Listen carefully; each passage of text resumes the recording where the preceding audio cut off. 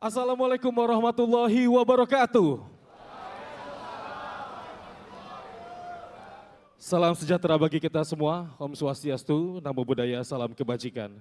Kami mengucapkan selamat malam dan juga selamat datang kepada yang terhormat Ketua, anggota dan juga Sekretaris Jenderal Komisi Pemilihan Umum, yang kami hormati pasangan calon presiden dan wakil presiden nomor urut 1, Bapak Haji Anies Rashid Baswedan PhD, dan Bapak Dr. Honoris Causa Haji Abdul Muhaimin Iskandar. Pasangan calon presiden dan wakil presiden nomor urut 2, Bapak Haji Prabowo Subianto dan Bapak Gibran Rakebuming Raka. Pasangan calon presiden dan wakil presiden nomor urut 3, Bapak Haji Gadjar Pranowo SHMIP dan Bapak Profesor Dr. Haji Mahfud MD.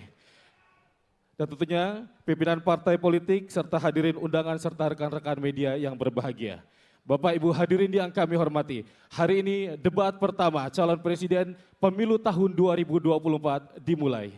Mengawali acara menyanyikan lagu kebangsaan Indonesia Raya dan jingle pemilu. Hadirin dimohon berdiri.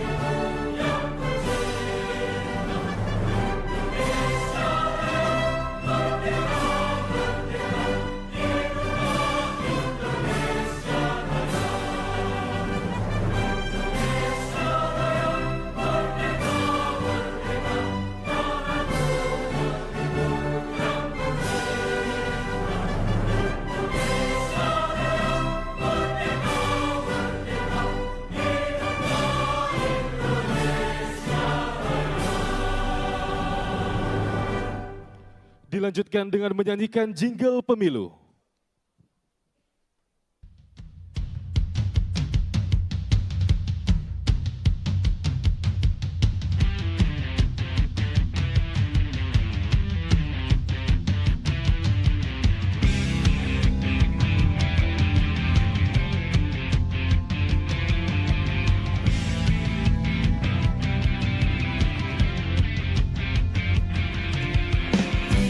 Waktunya untuk gunakan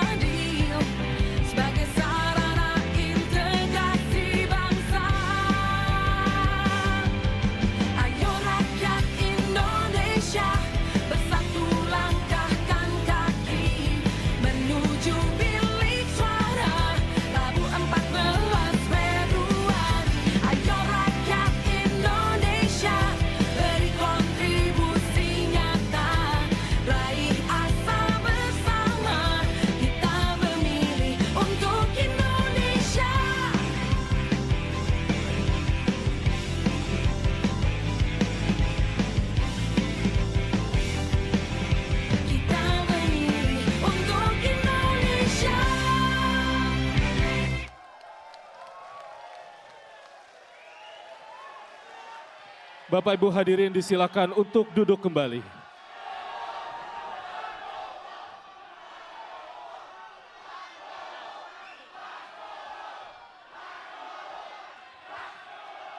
Baik Bapak Ibu hadirin yang kami hormati, mohon tenang kita akan melanjutkan untuk acara selanjutnya.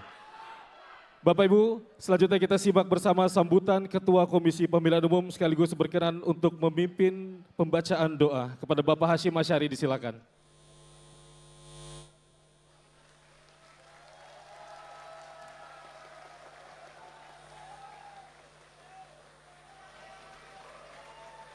Assalamualaikum warahmatullahi wabarakatuh. Selamat malam dan salam sejahtera untuk kita sekalian. Yang saya hormati pasangan calon presiden wakil presiden nomor 1 Bapak Haji Anies Rashid Baswedan dan Bapak Haji Abdul Muhaimin Iskandar. Yang saya hormati pasangan calon presiden wakil presiden nomor urut 2 Bapak Haji Prabowo Subianto dan Bapak Gibran Raka Buming Raka. Yang saya hormati pasangan calon presiden wakil presiden nomor urut 3 Bapak Haji Ganjar Pranowo dan Bapak Haji Muhammad Mahfud MD. Yang saya hormati pimpinan partai politik, yang saya hormati para anggota KPU beserta Sekjen KPU, yang saya hormati Ketua dan para anggota Bawaslu, yang saya hormati Ketua dan para anggota Dewan Kehormatan Penyelenggara Pemilu, Bapak Ibu hadirin sekalian yang hadir pada debat pertama, debat pasangan calon presiden wakil presiden, yang pada kesempatan ini kita akan saksikan bersama debat calon presiden. Kami berharap pada debat pertama ini calon presiden menggunakan kesempatan untuk menyampaikan visi, misi, program yang dapat meyakinkan pemilih untuk memilih dirinya menjadi presiden 5 tahun mendatang. Pada kesempatan ini, kami berharap para pemilih dimanapun berada melalui berbagai macam saluran penyiaran, menyaksikan dan menyimak visi, misi, program para calon presiden yang akan dijadikan bahan kampanye metode debat pada malam hari ini. Pada kesempatan ini, kami KPU mengucapkan terima kasih atas dukungan semua pihak sehingga terlaksananya debat pertama pada malam hari ini. Dan tentu saja kami mohon maaf apabila terdapat hal-hal yang kurang berkenan pada kesempatan debat pertama malam hari ini. Kami ucapkan terima kasih kepada Bapak Ibu tim panelis yang telah bersedia membantu KPU untuk merumuskan bahan yang akan dijadikan debat pada malam hari ini. Demikian juga stasiun televisi yang telah menyiarkan debat pertama pada malam hari ini. Bapak Ibu saudara sekalian, dengan memohon ridho dan rahmat Allah Subhanahu wa taala, Tuhan yang Maha Kuasa, dengan iringan doa semoga kita senantiasa diberikan kesehatan, diberikan kekuatan, dan diberikan kesabaran. Mari kita sejenak bersama-sama menundukkan kepala sambil berdoa dan bermunajat. Berdoa mulai.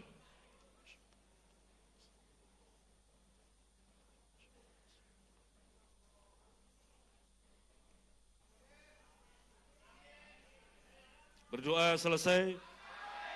Selamat menyaksikan dan menikmati dan juga menyimak debat calon presiden yang pertama malam hari ini. Terima kasih. Assalamualaikum warahmatullahi wabarakatuh.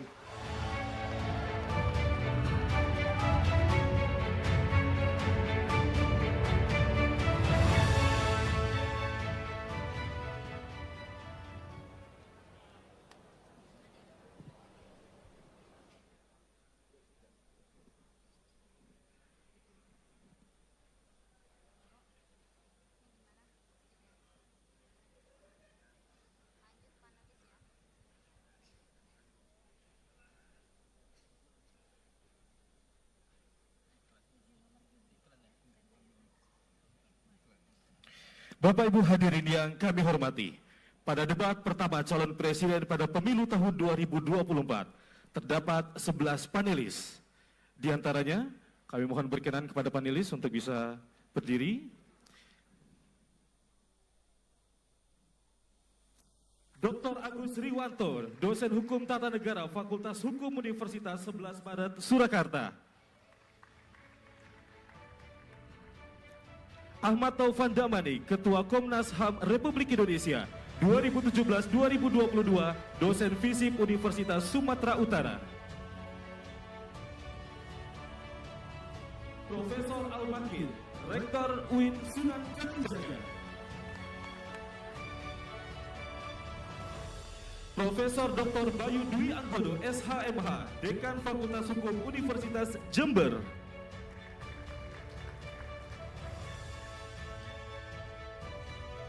Dr. Gun-Gun Herianto, MSI, Pakar Komunikasi Politik dan Dekan FDKOM UIN Syarif Hidayatullah.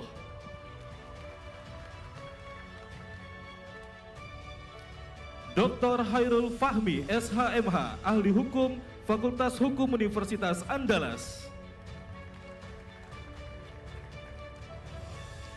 Profesor Dr. Lita Tiesta Adi Lista Wardani, SHM Hum, Guru Besar Hukum Tata Negara Universitas Diponegoro.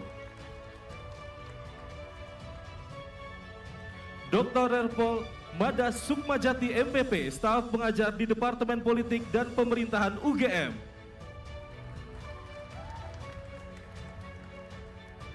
Dr. Rudi Rohi, MSI, staf pengajar politik Program Studi Ilmu Politik FISIP Universitas Nusa Cendana, Kupang.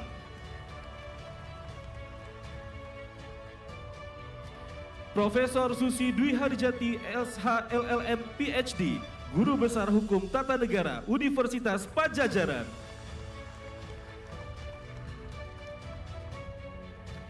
Dan Wawan Masudi, PhD, Dekan Visipol Universitas Gadjah Mada.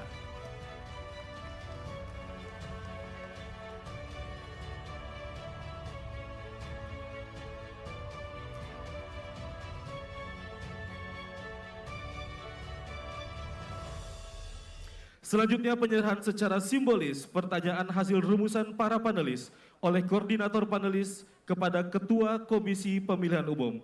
Untuk itu kami mengundang Ketua Komisi Pemilihan Umum Bapak Hashim Asyari untuk menuju ke panggung. Dan koordinator panelis Bapak Mada Sukmajati untuk menuju ke panggung.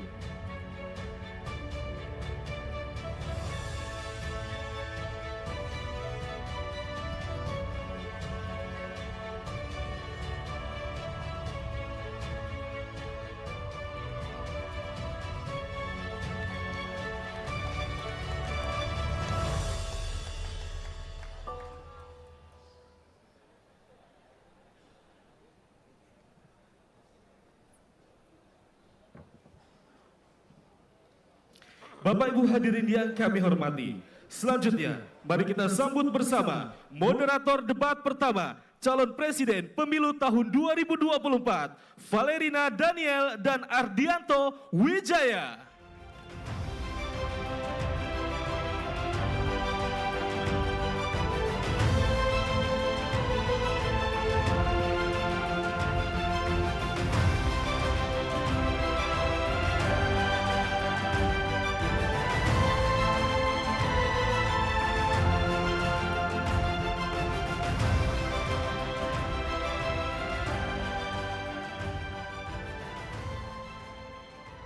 Selamat malam Indonesia. Selamat bergabung dalam debat pertama calon presiden 2024.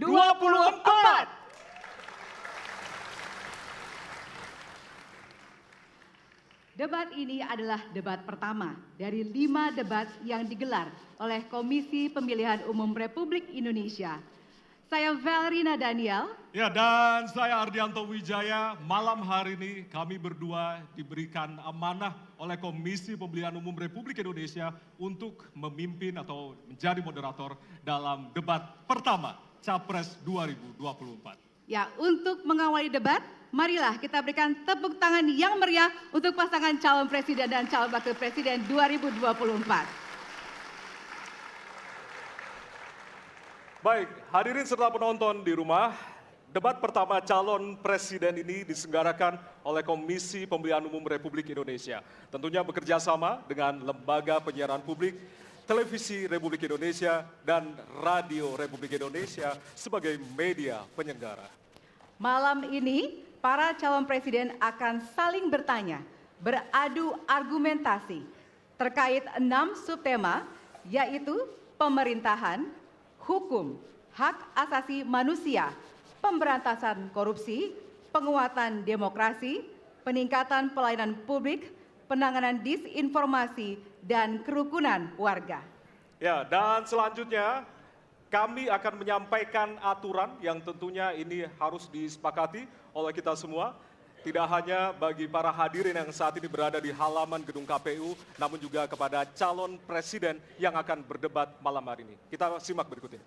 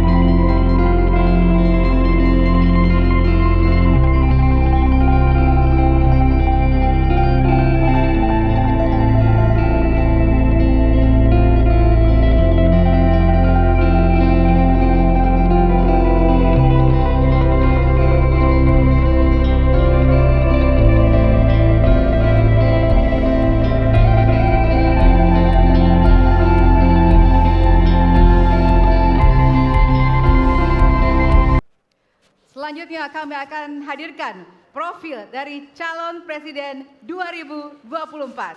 Tentunya menjadi malam yang paling dinantikan oleh kita semua. Dan kita akan langsung mengawali debat pada malam hari ini dengan mendengarkan visi, misi, dan juga program kerja dari masing-masing calon presiden 2024. Dan kita akan langsung mulai dengan calon presiden nomor urut 1. Kami persilakan kepada Bapak Anies Baswedan untuk maju ke atas panggung dan menyampaikan visi misinya. Kami persilakan Pak Anies untuk segera menuju ke panggung utama. Pak Anies, waktu Bapak adalah 4 menit dimulai dari sekarang. Assalamualaikum warahmatullahi wabarakatuh. Selamat malam dan salam sejahtera untuk semuanya. Bismillahirrahmanirrahim. Negara hukum menempatkan hukum sebagai rujukan utama untuk memastikan hadir rasa keadilan, memberikan kebermanfaatan, dan memberikan kepastian kepada semua. Ini harus dipegang teguh oleh pemegang kekuasaan, baik yang di puncak dan seluruh jajaran. Tapi apa yang terjadi? Banyak aturan ditekuk sesuai dengan kepentingan yang sedang memegang kekuasaan. Apakah ini akan diteruskan? Tidak. Ini harus diubah. Ini harus dikembalikan. Kemudian kita menyaksikan betapa pada hari-hari ini tatanan ketika kita menyelenggarakan pemerintahan sering tidak sesuai dengan prinsip-prinsip hukum yang kita pegang. Karena itulah kami melihat perubahan ini harus kita kembalikan. Negara ini adalah negara hukum, bukan negara kekuasaan. Dalam negara hukum, kekuasaan diatur oleh hukum. Dalam negara kekuasaan, hukum diatur oleh penguasa. Dan kita tidak menginginkan itu terjadi. Pada saat ini, kalau kita lihat hukum itu harusnya tegak begini. Inilah hukum. Dalam kenyataannya, dia bengkok. Dia tajam ke bawah, dia tumpul ke atas. Dan kondisi ini tidak boleh didiamkan, tidak boleh dibiarkan, dan harus berubah. Karena itu kita mendorong perubahan, mengembalikan hukum menjadi tegak kepada semuanya. Dan bila kita saksikan hari ini ada satu orang milenial bisa menjadi calon wakil presiden. Tetapi ada ribuan milenial, generasi Z yang peduli pada anak-anak bangsa, yang peduli pada mereka yang termarginalkan. Ketika mereka mengungkapkan pendapat, ketika mereka mengkritik pemerintah, justru mereka sering dihadapi dengan kekerasan, dihadapi dengan benturan, dan bahkan gas air mata. Apakah kondisi ini akan dibiarkan?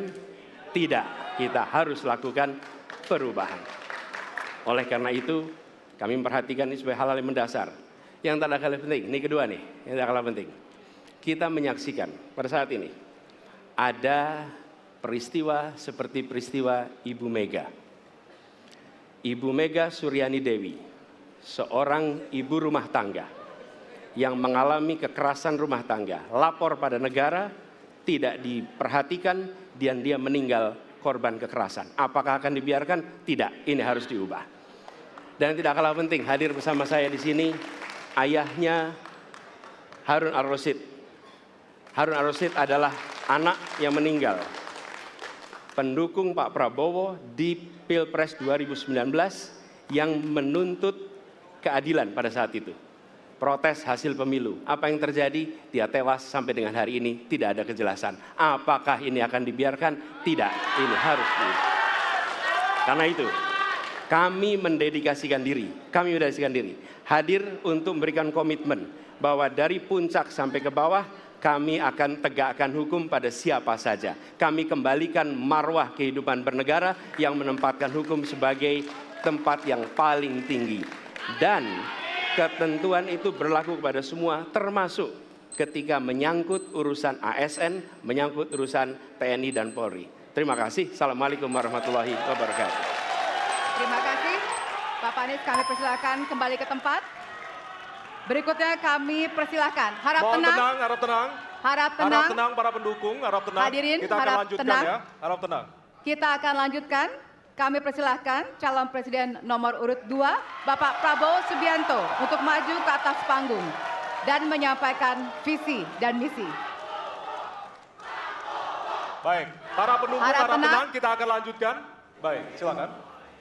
Bismillahirrahmanirrahim. Assalamualaikum warahmatullahi wabarakatuh. Salam sejahtera kita sekalian. Shalom, Om Swastiastu, Namo Buddhaya, salam kebajikan. Terima kasih kesempatan yang diberikan kepada saya untuk menyampaikan visi dan misi. Kami menempatkan hukum, HAM, perbaikan pelayanan pemerintahan, pemberantasan korupsi, perlindungan terhadap semua kelompok di masyarakat sebagai sesuatu yang sangat penting. Karena itu dalam visi misi kita, hal-hal ini ditaruh di paling atas. Kita sadar dan saya sadar sejak muda saya telah mengangkat sumpah untuk membela Pancasila dan Undang-Undang Dasar 45. Di dalam Undang-Undang Dasar 45, di situ pendiri-pendiri bangsa kita mendirikan sebuah republik. Republik itu harus didasarkan atas hukum dan kedaulatan rakyat. Itulah perjuangan saya selama ini.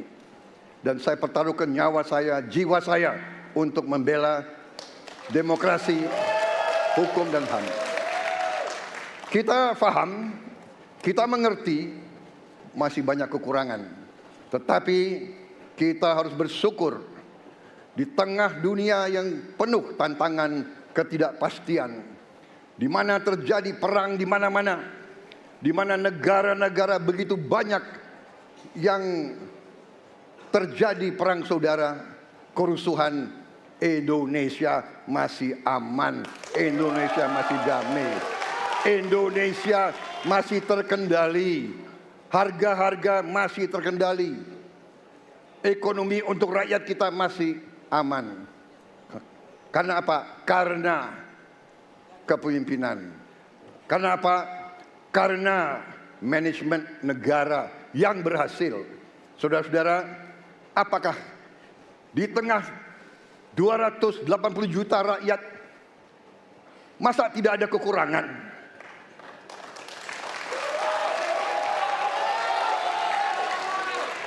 Tetapi kita harus arif, kita harus dewasa dan kita tidak boleh munafik.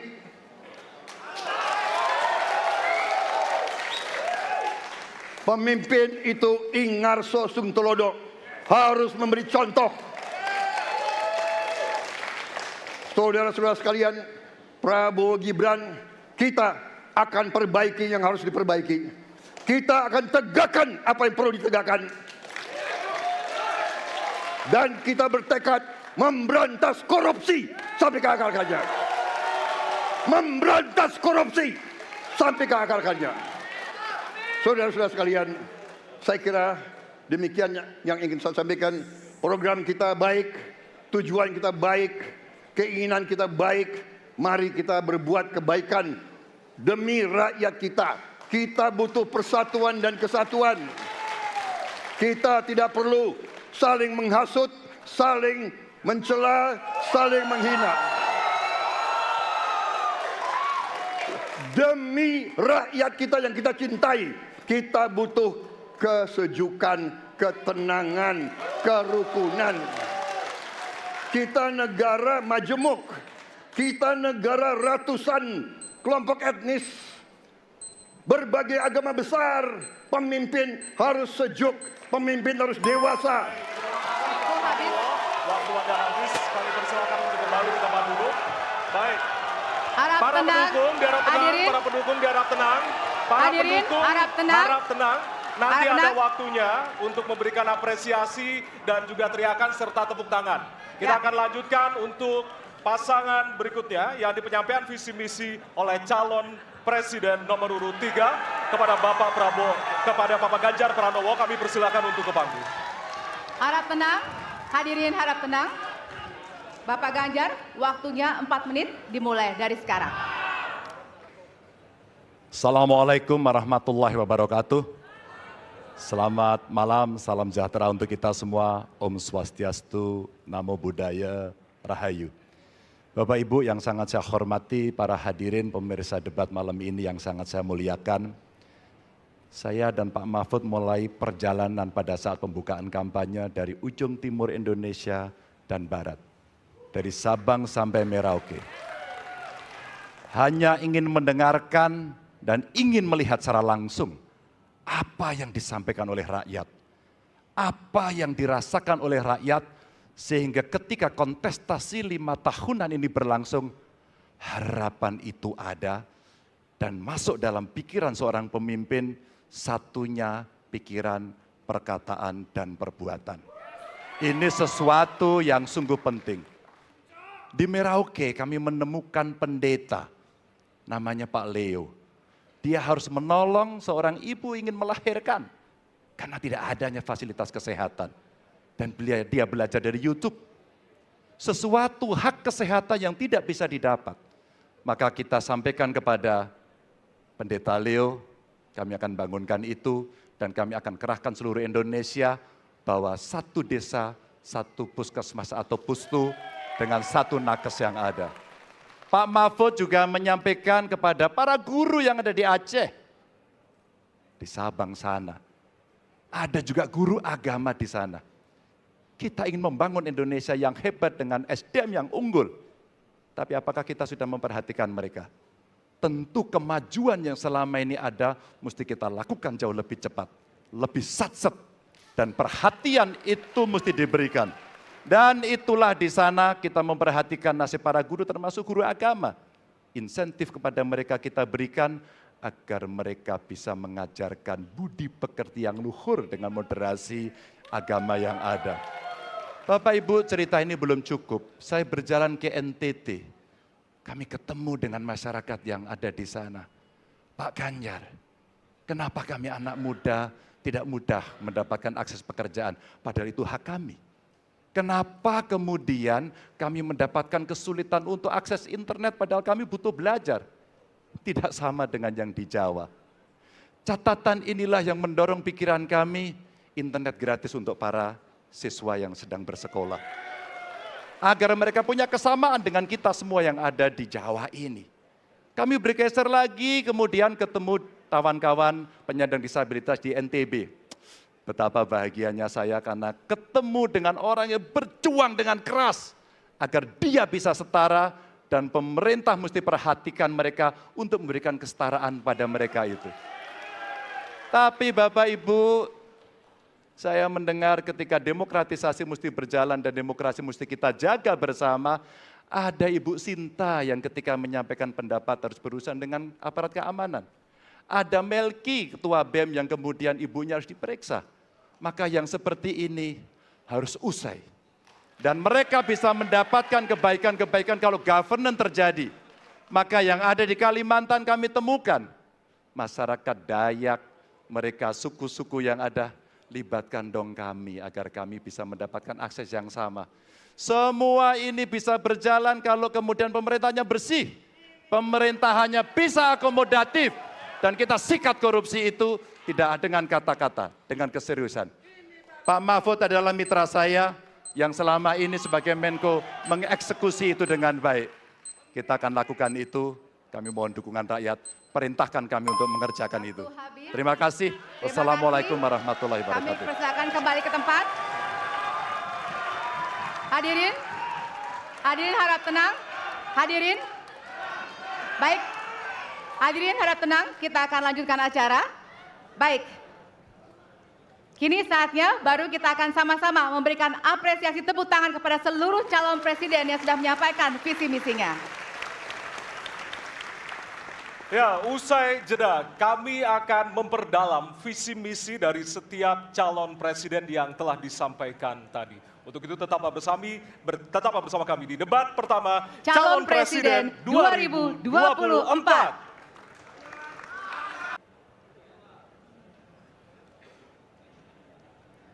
Ya, Anda kembali menyaksikan debat pertama Calon Presiden 2024. Hadirin, di segmen ini calon presiden akan menjawab pertanyaan dari tim panelis.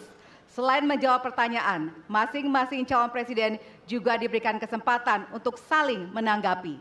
Ya, tim panelis tentunya telah menyiapkan sejumlah pertanyaan dan menjaga kerahasiaannya. Untuk memastikan debat ini berlangsung secara adil, 3 pertanyaan dari masing-masing subtema akan diundi di hadapan Anda. Dan untuk itu, berkenan kami mengundang seluruh calon presiden untuk menuju ke panggung utama dan sesuai dengan posisi masing-masing. Kami persilakan kepada para calon presiden untuk menempati tempat yang telah disesuaikan.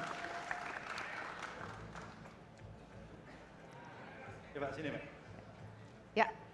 Hadirin, jika di segmen pertama kita memulai visi misi dari calon presiden nomor urut 1, maka pada segmen ini kita akan memulai pertanyaan kepada calon presiden nomor urut 2. Kami persilakan kepada panelis Bapak Agus Riwanto untuk mengambil subtema di fishbowl. Kami persilakan Pak Agus. Silakan diperlihatkan kepada kita semua tema yang terdapat di dalam bola.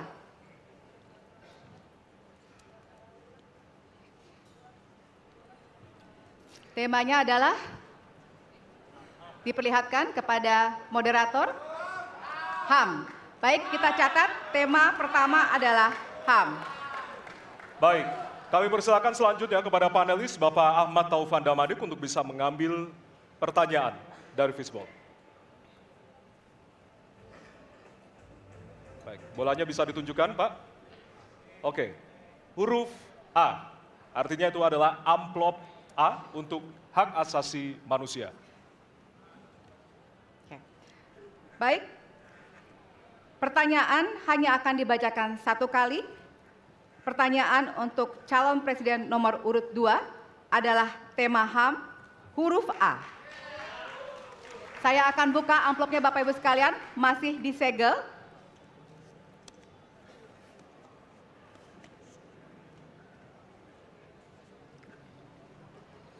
Kita mulai.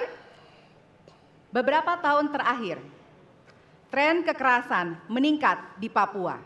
Sementara masalah keadilan dan HAM masih belum terselesaikan sehingga konflik terus berlanjut.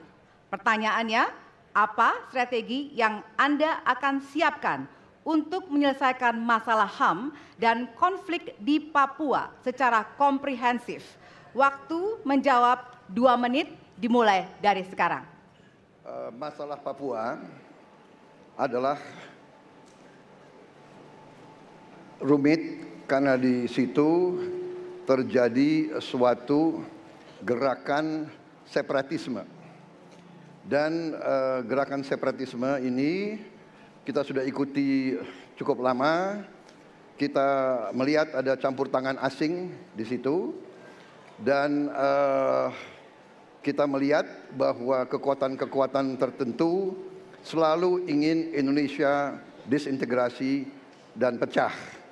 Untuk itu memang masalah hak asasi manusia itu menjadi sesuatu yang harus kita utamakan, dan diantaranya juga kita harus lindungi seluruh rakyat Papua, karena di situ kelompok teroris sekarang itu menyerang orang-orang Papua sendiri, rakyat yang tidak berdosa, perempuan, orang tua, anak kecil yang tidak bersenjata diteror oleh kelompok teroris separatis ini.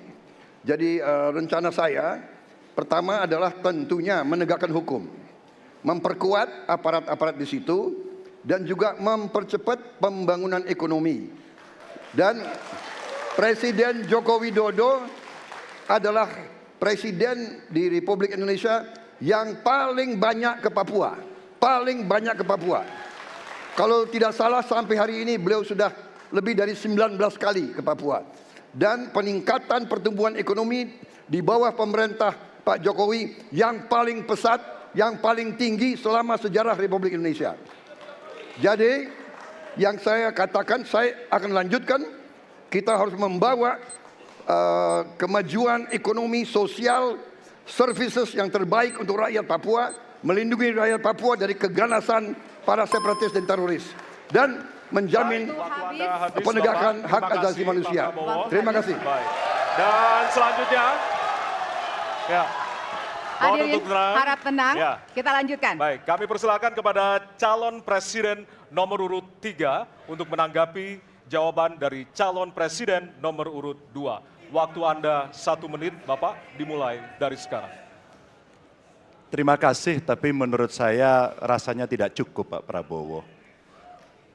Karena dialog menurut saya menjadi sesuatu yang penting.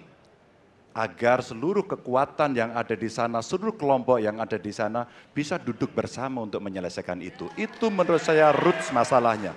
Pertanyaan saya simpel saja. Apakah Bapak setuju dengan model dialog yang saya tawarkan itu? Terima kasih. Saya setuju. Terima kasih. Baik, Baik. Bapak Prabowo, saya kita mau tahan jawab. dulu. Saya mau karena jawab. Waktunya Bapak merespon nanti setelah mendengarkan jawaban ataupun tanggapan dari paslon nomor 1. Atau terima kasih atas pengertiannya. Harap tenang, harap tenang, harap tenang hadirin, kita akan lanjutkan. Baik, selanjutnya kita akan lanjutkan dengan mempersilakan calon presiden nomor urut 1 untuk menanggapi jawaban calon presiden nomor urut 2. Waktunya 1 menit dari sekarang. Masalahnya bukan kekerasan. Karena ketika bicara kekerasan di Jakarta aja ada 3 pandangan. Ada yang menganggap ini terorisme, ada yang menganggap ini separatisme, ada yang menganggap ini kriminal. Di kita aja di Jakarta ada perbedaan pandangan.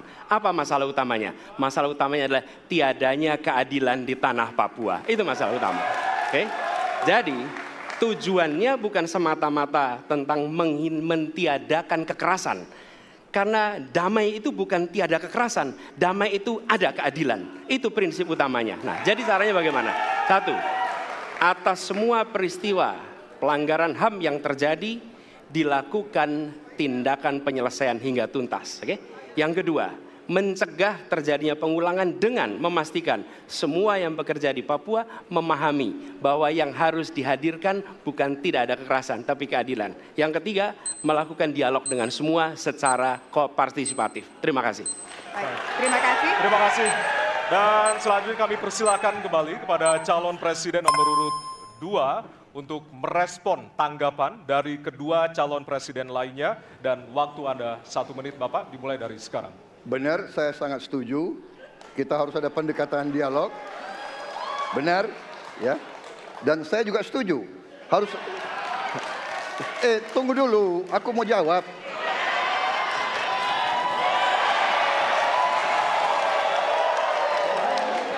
Jadi benar keadilan. Benar sekali harus ada keadilan. Tetapi saya mau mengatakan tidak sesederhana itu, Pak Anies. Ada faktor-faktor lain, Pak Anies. Ada faktor geopolitik, ada faktor ideologi. Inilah yang masalahnya tidak gampang, ya. Tetapi saya pendapat kita harus tegakkan keadilan. Kita harus dialog. Ini masalah bangsa. Ini harus kita, semua kekuatan harus kita rangkul. Baik, waktu habis, Bapak. Waktu habis, Bapak. Terima kasih. Hadirin harap tenang. Baik, Hadirin harap tenang, kita akan Ya. lanjutkan. Hadirin harap tenang, kita akan lanjutkan. Nanti kita akan kasih kesempatan untuk memberikan apresiasi kepada para calon presiden. Baik, selanjutnya kita akan beralih ke pertanyaan untuk calon presiden nomor urut 3. Kami persilakan kepada panelis Bapak Al Makin untuk mengambil subtema di fishbowl. Kami persilakan kepada panelis.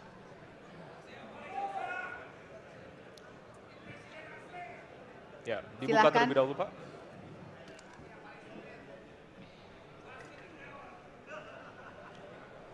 Diperlihatkan kepada moderator dan hadirin pemerintahan Dan peningkatan pelayanan publik. Baik. Dan selanjutnya kami persilakan kepada panelis Bapak Bayu Dwi Anggono untuk mengambil pertanyaan dari fishbowl. Kami persilakan, Pak.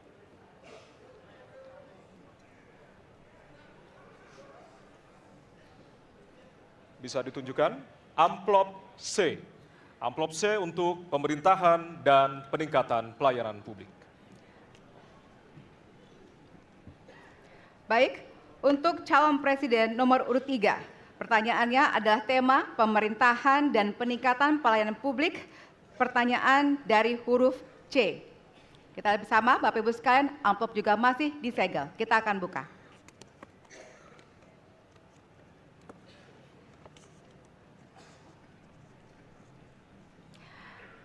Indeks pelayanan publik di Indonesia stagnan. Sementara Undang-Undang Pelayanan Publik menghendaki persamaan pelakuan dan memperhatikan kepentingan khusus kelompok rentan, perempuan, anak, dan disabilitas. Pertanyaannya, apa program strategis Anda untuk meningkatkan kualitas pelayanan publik yang berkeadilan? Waktu 2 menit dimulai dari sekarang. Kebetulan saya punya pengalaman 10 tahun menangani soal ini. Mengajak mereka berpartisipasi sejak awal, satu, menghadirkan dalam setiap musrenbang kelompok perempuan, penyandang disabilitas, anak-anak, kelompok rentan yang lain termasuk orang tua. Kenapa? Agar pengambil keputusan mereka aware, mereka peduli apa yang mereka rasakan. Kesetaraan dalam perencanaan pembangunan itulah yang kita harapkan bisa merepresentasikan apa yang mereka harapkan. Sehingga fisiknya kalau bangun mereka paham mana yang akan menggunakan sehingga tidak ada lagi protes pada soal itu. Kedua, dari sisi aparaturnya mesti ada kontrol publik. Maka kalau saya membuat pengalaman kami membuat lapor gub sebagai satu ruang komplain publik yang pemerintah nggak boleh baperan, pemerintah harus menerima seluruh masukan dan kritikan, inilah yang akan kita angkat menjadi government super apps. Sehingga ketika itu tidak berjalan, pemerintah tertinggilah yang harus kemudian mengambil alih itu, sehingga pelayanan akan bisa jauh lebih baik, sehingga kelompok-kelompok ini harus mendapatkan afirmasi. Pak Ganjar, masih ada waktu? Cukup. Baik. Cukup, baik, terima kasih. Ya, dan kami persilakan kepada calon presiden nomor urut 1 untuk menanggapi jawaban dari calon presiden nomor urut 3. Waktu Anda 1 menit dimulai dari sekarang, Pak. Prioritaskan pada pelayanan mereka yang rentan. 1, penyandang disabilitas. 2, perempuan, terutama ibu hamil. 3, anak-anak dan lansia. Itu prioritas. Kemudian pelayanannya. Buatkan pelayanan yang transparan dan terukur. Pelayanan pemerintah itu tidak ada yang baru. Semua yang dilayani pemerintah itu hal yang berulang. Jadi kalau disebut masalah itu pasti pernah terjadi sebelumnya. Pasti berulang. Lalu apa yang dikerjakan? Kami buat ketika dulu di Jakarta namanya Jaki. Jaki adalah sebuah super apps yang membuat setiap pelayanan ada ukurannya. Contoh, bila lapor pohon tumbang, maka kami memberikan arahan kepada jajaran berapa jam harus beres. Ketika dikatakan ada laporan tentang peristiwa X, maka berapa waktunya harus beres. Semua ukuran pelayanan dibuat transparan. Lalu publik yang melapor tahu persis, saya lapor kapan, harus selesai kapan. Dengan begitu standarisasi akan bisa terjadi. Terima kasih. Baik. Terima kasih atas tanggapannya. Silahkan kepada calon presiden nomor urut 2 untuk menanggapi jawaban calon presiden nomor urut 3. Waktunya 1 menit dari sekarang. Menurut pandangan saya, kelompok rentan itu juga termasuk para petani dan nelayan. Dan yang saya dapat setelah saya keliling, khususnya di Jawa Tengah, Pak Ganjar, petani-petani di situ sangat sulit dapat pupuk. Dan mereka mengeluh dengan kartu tani yang Bapak luncurkan, ini mempersulit mereka dapat pupuk. Jadi sebetulnya mereka ingin pupuk itu pengadaannya disederhanakan. Saya kira mungkin Bapak bisa menjawab masalah itu. Terima kasih. Waktu Pak Prabowo. Cukup. Cukup. Nggak usah lama-lama. Baik. Baik, terima kasih. Dan selanjutnya kami persilakan kepada calon presiden nomor urut 3 untuk merespon tanggapan dari kedua calon presiden lainnya. Waktu Bapak 1 menit dimulai dari sekarang. Terima kasih. Jadi menggunakan teknologi yang disampaikan Mas Anies sudah betul. Rupanya kita sama pada soal itu. Tapi untuk Pak Prabowo saya harus mengingatkan Pak, pupuk langka terjadi di Papua Pak. Pupuk langka terjadi di Sumatera Utara Pak. Pupuk langka terjadi di NTT, NTB, Kalimantan Timur termasuk bensin. Mungkin Bapak sedikit agak lupa untuk saya bisa mengingatkan, karena Bapak pernah menjadi ketua HKTI. Pak, data petani kita tidak pernah beres. Maka kalau kemudian satu data petani itu bisa kita kelola, maka distribusi pupuknya harus bisa sampai dan tepat sasaran. Pada saat yang sama, kuota pupuk tidak boleh dibatasi. Maka ini yang saya telepon langsung kepada Pak Wapres saat itu. Pak Wapres please, kasih tambahan. Kalau tidak cukup. Dan ini terjadi di seluruh Indonesia, maka inilah mesti kita kerjakan nanti. Baik. Masih ada waktu? Mau ditambahkan Pak? Cukup. Cukup? Cukup. Baik. Baik, terima kasih. Hadirin, kita akan beralih ke pertanyaan selanjutnya untuk calon presiden nomor urut 1. Kami persilakan kepada panelis Bapak Gun-Gun Herianto untuk mengambil subtema di Fishball. Kami persilakan panelis. Ya, bisa dibuka terlebih dahulu.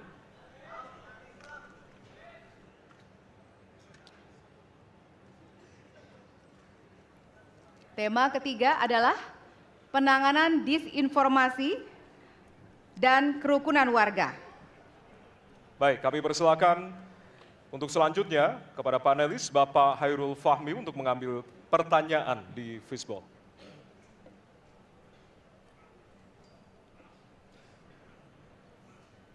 Ditujukan ke depan. Adalah amplop Huruf A. A. Baik. Amplop A untuk penanganan disinformasi dan kerukunan warga.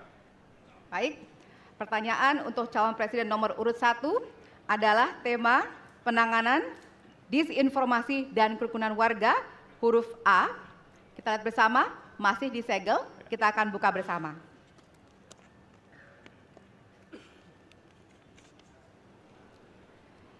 Sejauh ini, masih banyak ditemukan kasus-kasus persekusi, kekerasan, dan diskriminasi oleh satu kelompok masyarakat terhadap kelompok lainnya. Pertanyaannya, apa kebijakan Anda untuk melindungi warga negara dan memperkuat toleransi dalam masyarakat Indonesia yang majemuk? Waktunya 2 menit dimulai dari sekarang. Setiap pelanggaran hukum tidak boleh dibiarkan tak dihukum. Karena apabila dibiarkan, dia akan menular dan dia akan dianggap sebagai sesuatu yang benar. Karena itu langkah yang pertama adalah setiap kali ada pelanggaran dikerjakan oleh siapapun, kapanpun, dimanapun, maka tegakkan aturan, tegakkan hukum. Nomor 1. Yang kedua, ketika kita berbicara kerukunan, maka kita harus melakukan usaha berkomunikasi dengan semua.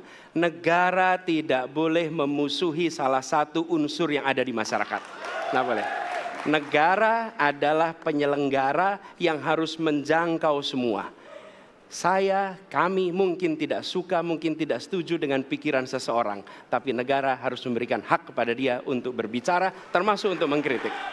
Sehingga ada ruang kebebasan kepada rakyat untuk menyampaikan pendapatnya. Jadi kita harus sadar, negara bukan mengatur pikiran, negara bukan mengatur perasaan, negara mengatur tindakan. Di situ kita atur. Dan bila melanggar, maka itu dilakukan tindakan penegakan hukum. Lalu ketika sampai kepada usaha untuk menjangkau semua, pasti komunikasi dilakukan. Tapi selalu saja ada peristiwa pelanggaran, ada peristiwa kekerasan, dan seringkali rakyat tak tahu kemana harus melaporkan. Dan ketika mereka berhadapan dengan pihak lain, seringkali mereka membutuhkan bantuan hukum. Karena mereka berhadapan dengan berbagai unsur yang ada di masyarakat. Karena itu kami merencanakan membuat sebuah program yang disebut sebagai online untuk pelayanan pengacara gratis. Jadi ini adalah online pelayanan gratis. Yang kami sebut sebagai, istilah yang kami gunakan adalah hotline Paris. Itu namanya kira-kira. Nah, dengan cara begitu, maka rakyat mengalami masalah bisa minta tolong kepada negara untuk didampingi pengacara dari negara. Terima kasih. Baik. Terima kasih. Dan selanjutnya kami persilakan kepada calon presiden nomor urut 2 untuk menanggapi jawaban dari calon presiden nomor urut 1. Waktu Bapak 1 menit dimulai dari sekarang. Saya kira yang sangat dirasakan oleh banyak kelompok, terutama kelompok minoritas, Pak. Saya ingin tanya bagaimana tanggapan Bapak tentang keluhan adanya kelompok-kelompok minoritas yang ingin membuat tempat ibadah tapi sangat sulit karena faktor-faktor yang dipersulit oleh birokrasi dan sebagainya.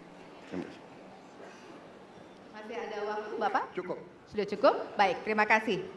Selanjutnya kami persilakan kepada calon presiden nomor urut 3 untuk menanggapi jawaban calon presiden nomor urut 1. Waktunya 1 menit dimulai dari sekarang. Ada yang lebih penting saya kira meskipun seluruh proses memang harus dilalui. Penegakan hukumnya, menghukum yang bersalah, dan aparat hukum tidak boleh ragu pada soal itu. Tapi ketika kemudian kita kembalikan pada persoalan yang potensial muncul, itulah kenapa Pak Mahfud kemarin di Sabang berbicara dengan banyak tokoh agama. Agar di samping pendidikan agama, mereka memberikan juga pendidikan budi pekerti. Agar kemudian dia bisa mengerti sejak awal bagaimana berbeda dalam suku, agama, golongan, sehingga mereka akan bisa bareng-bareng memahami. FKUB, tokoh masyarakat, semua dilibatkan dalam proses keseharian dalam pengambilan keputusan. Kalau itu bisa terjadi, rasa-rasanya bangsa ini akan membangun harkat dan martabatnya, karena kita memang berbeda, tapi kita dipersatukan. Masih ada waktu, Bapak? Cukup. Ya. Dan selanjutnya, kami persilakan kepada calon presiden nomor urut 1 untuk merespon tanggapan dari kedua calon presiden lainnya, dan waktu Bapak 1 menit dimulai dari sekarang. Terima kasih.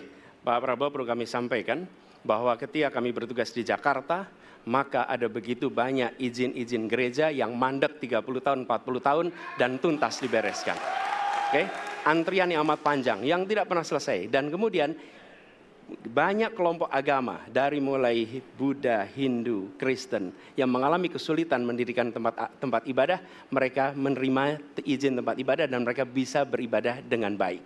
Dan kalau boleh saya laporkan, dalam sejarah Gubernur Jakarta yang paling banyak memberikan izin rumah ibadah adalah Gubernur Anies Baswedan. Termasuk ketika umat Islam mau mendirikan masjid dan tidak bisa mendapat izinnya, saya bicara. Ketika umat Kristen mau mendirikan gereja tidak bisa mendapatkan izin dari masyarakat, saya bicara. Dan semuanya akhirnya mendapatkan izin untuk bisa beribadah. Terima kasih. Terima kasih. Baik, sudah cukup Bapak? Masih ada waktu? Cukup ya? Baik, terima kasih. Kita berikan tepuk tangan buat calon presiden 2024. Kami persilakan kepada Bapak-Bapak untuk kembali ke tempat. Ya, kami persilakan Bapak untuk kembali ke tempat. Ya. Ya.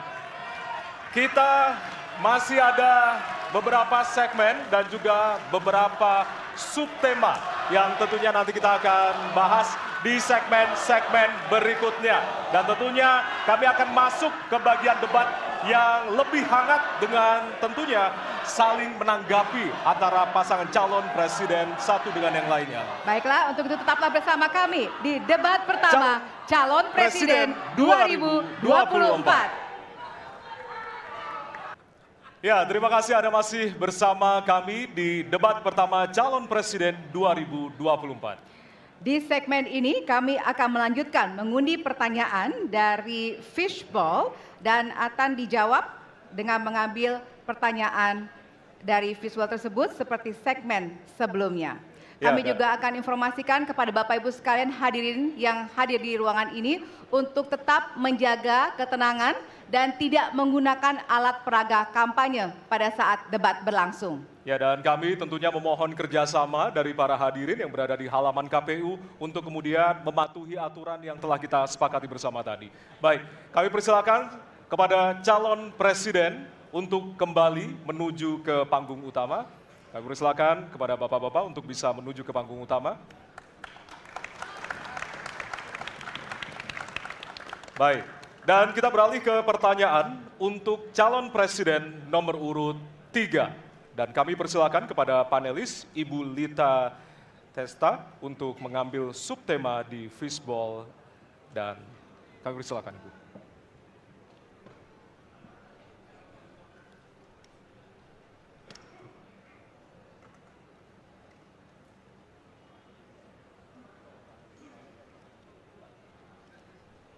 Ya, dan untuk temanya adalah pemberantasan korupsi.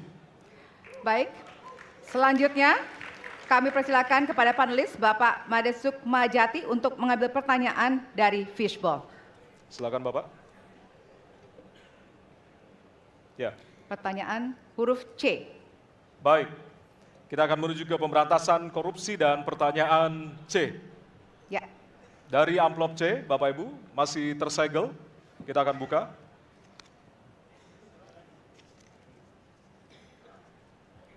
Pertanyaan untuk subtema pemberantasan korupsi. Penegakan hukum atas tindak pidana korupsi menunjukkan rata-rata tren vonis pengadilan yang relatif rendah dan minimnya angka pengembalian aset. Pertanyaan, apa terobosan yang akan Anda lakukan untuk menimbulkan efek jera bagi pelaku korupsi sekaligus menyelamatkan aset negara yang dikorupsi? Waktu Anda 2 menit Bapak, dimulai dari sekarang. Terima kasih. Yang pertama dari si penegakan hukumnya dulu. Maka kalau saya mulai dari sini, maka yang mesti dilakukan adalah pemiskinan. Yang kedua perampasan aset. Maka segera kita bereskan undang-undang perampasan aset dan untuk pejabat yang korupsi bawa ke Nusa Kambangan. Agar bisa punya efek jera bahwa ini tidak main-main. Namun yang perlu diberikan adalah contoh dari seorang pemimpin bahwa dia hidup sederhana, dia tidak bermewah-mewah, dia mengajarkan bagaimana integritas itu dibangun. Untuk para pejabat, ada 2 yang penting sekali. 1, biarkan mereka berkembang dengan meritokrasi yang baik sehingga pada saat menduduki jabatan tidak ada lagi jual beli jabatan. Yang kedua, jangan biarkan mereka store pada pemimpinnya. Kalau ini terjadi, kerunyaman itu akan muncul. Data ICW menunjukkan sekitar 230-an triliun dalam 10 tahun terakhir kerugian negara itu terjadi. Dan ini ekuivalen kalau bisa kita pakai untuk membuat puskesmas kira-kira 27.000. Terbayangkan oleh kita, edukasi itu mesti kita tunjukkan dengan sekali lagi teladan dari seorang pemimpin dan pemimpin tidak boleh ragu untuk memutuskan itu. Baik, Terima masih kasih. ada waktu Bapak, akan Cukup. menambahkan? Cukup? Baik. Cukup, baik. Harap tenang. Terima kasih. Kami persilakan kepada calon presiden nomor urut 1 untuk menanggapi jawaban calon presiden nomor urut 3. Waktunya 1 menit, dimulai dari sekarang. Koruptor dijeratkan dengan undang-undang perampasan aset disahkan dan hukumannya mengikuti pemiskinan. Satu. Yang kedua, yang tidak kalah penting, Undang-Undang KPK harus direvisi sehingga KPK menjadi lembaga yang kuat kembali. Yang ketiga, diberikan imbalan, reward kepada mereka yang membantu melakukan pelaporan, penyelidikan, sehingga ketika melaporkan kita akan punya partisipasi masyarakat dan itu dibolehkan oleh undang-undang. Dengan begitu maka bukan hanya aparat penegak hukum tapi seluruh rakyat ikut memerangi korupsi. Korupsi harus gerakan anti korupsi harus menjadi gerakan semesta yang melibatkan seluruh rakyat. Kemudian yang keempat, yang tidak kalah penting adalah standar etika untuk pimpinan KPK harus standar yang tinggi. Terima kasih. Baik. Ya. Dan selanjutnya kami silakan kepada calon presiden nomor urut 2 untuk menanggapi jawaban dari calon presiden nomor urut 3. Waktu Bapak 1 menit dimulai dari sekarang. Terus terang saja, saya dalam hal ini setuju dengan sikap dan jawaban dari Pak Ganjar masalah korupsi. Korupsi adalah pengkhianatan terhadap bangsa. Korupsi harus diberantas sampai ke akar-akarnya. Kita harus perkuat KPK, kita harus perkuat juga kepolisian, kita harus perkuat juga kejaksaan, kita harus perkuat ombudsman, semua badan-badan yang bisa membantu untuk mitigasi korupsi harus kita perkuat. BPK, BPKP, inspektorat di tiap kementerian ini harus diperkuat. Jadi saya sependapat korupsi harus diberantas sampai seakar-akarnya. Terima kasih. Waktu masih ada, Bapak? Cukup. Cukup. Baik, terima kasih. Kami persilakan calon presiden nomor urut 3 untuk merespon tanggapan dari kedua calon presiden lainnya. Waktunya 1 menit, dimulai dari sekarang. Terima kasih. Ternyata pada isu ini di antara 3 kami relatif sepakat.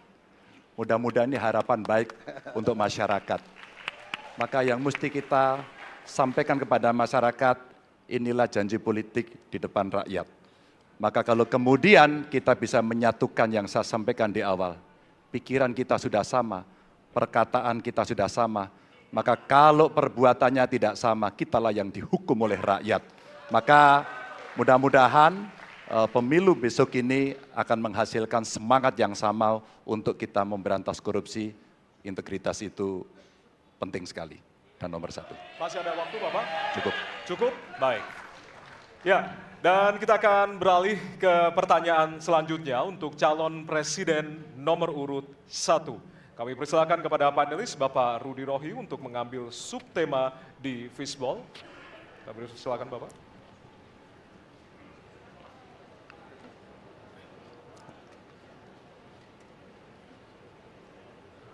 Diperlihatkan kepada kami semua, Bapak. Apa? Baik, temanya adalah penguatan demokrasi. Baik. Baik, selanjutnya kepada panelis Ibu Susi Dwi Haryanti untuk mengambil pertanyaan dari fishball. Hurufnya adalah A. Penguatan demokrasi dengan amplop A. Baik. Masih tersegel Bapak Ibu? Kita akan langsung buka.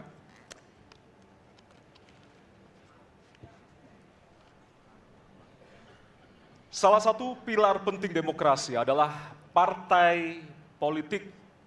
Namun kepercayaan publik terhadap partai politik di Indonesia selalu rendah. Pertanyaan, apa kebijakan yang akan Anda lakukan untuk melakukan pembenahan tata kelola partai politik? Waktu untuk menjawab 2 menit dimulai dari sekarang.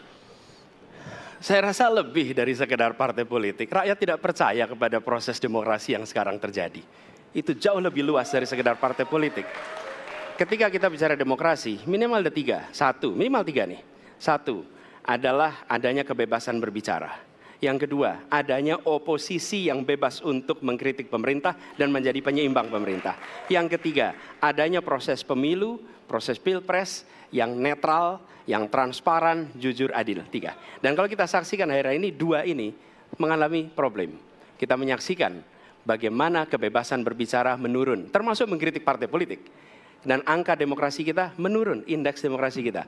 Bahkan pasal-pasal yang memberikan kewenangan untuk digunakan secara karet kepada pengkritik, misalnya Undang-Undang ITE atau pasal 14, 15 Undang-Undang Nomor 1 tahun 1946. Itu semua membuat kebebasan berbicara menjadi terganggu. Yang kedua, oposisi, kita saksikan minim sekali adanya oposisi selama ini. Dan sekarang ujiannya adalah besok. Bisakah pemilu diselenggarakan dengan netralitas, dengan adil, dengan jujur? Ini ujian ketiga. Jadi, persoalan demokrasi kita lebih luas dari segala persoalan kepada partai politik. Nah, bagaimana untuk partai politik sendiri? Partai politik perlu mengembalikan kepercayaan. Tapi di sini ada peran negara. Menurut saya salah satu masalah yang mendasar, partai politik ini memerlukan biaya. Dan biaya politik selama ini tidak pernah diperhatikan di dalam proses politik. Untuk kampanye, untuk operasional partai, semua ada biayanya. Sudah saatnya pembiayaan politik itu dihitung dengan benar. Ada transparansi, sehingga rakyat pun melihat ini institusi yang bisa dipertanggungjawabkan. Jadi salah satu reformnya adalah reform pembiayaan politik oleh partai politik. Terima kasih. Baik. Waktu sudah habis, terima kasih. Kini kami persilakan calon presiden nomor urut 2 untuk menanggapi jawaban calon presiden nomor urut 1. Waktunya 1 menit, dimulai dari sekarang. Mas Anies, Mas Anies. Saya berpendapat Mas Anies ini agak berlebihan. Mas Anies mengeluh tentang demokrasi ini dan itu dan ini. Mas Anies dipilih jadi gubernur DKI menghadapi pemerintah yang berkuasa. Saya yang mengusung Bapak.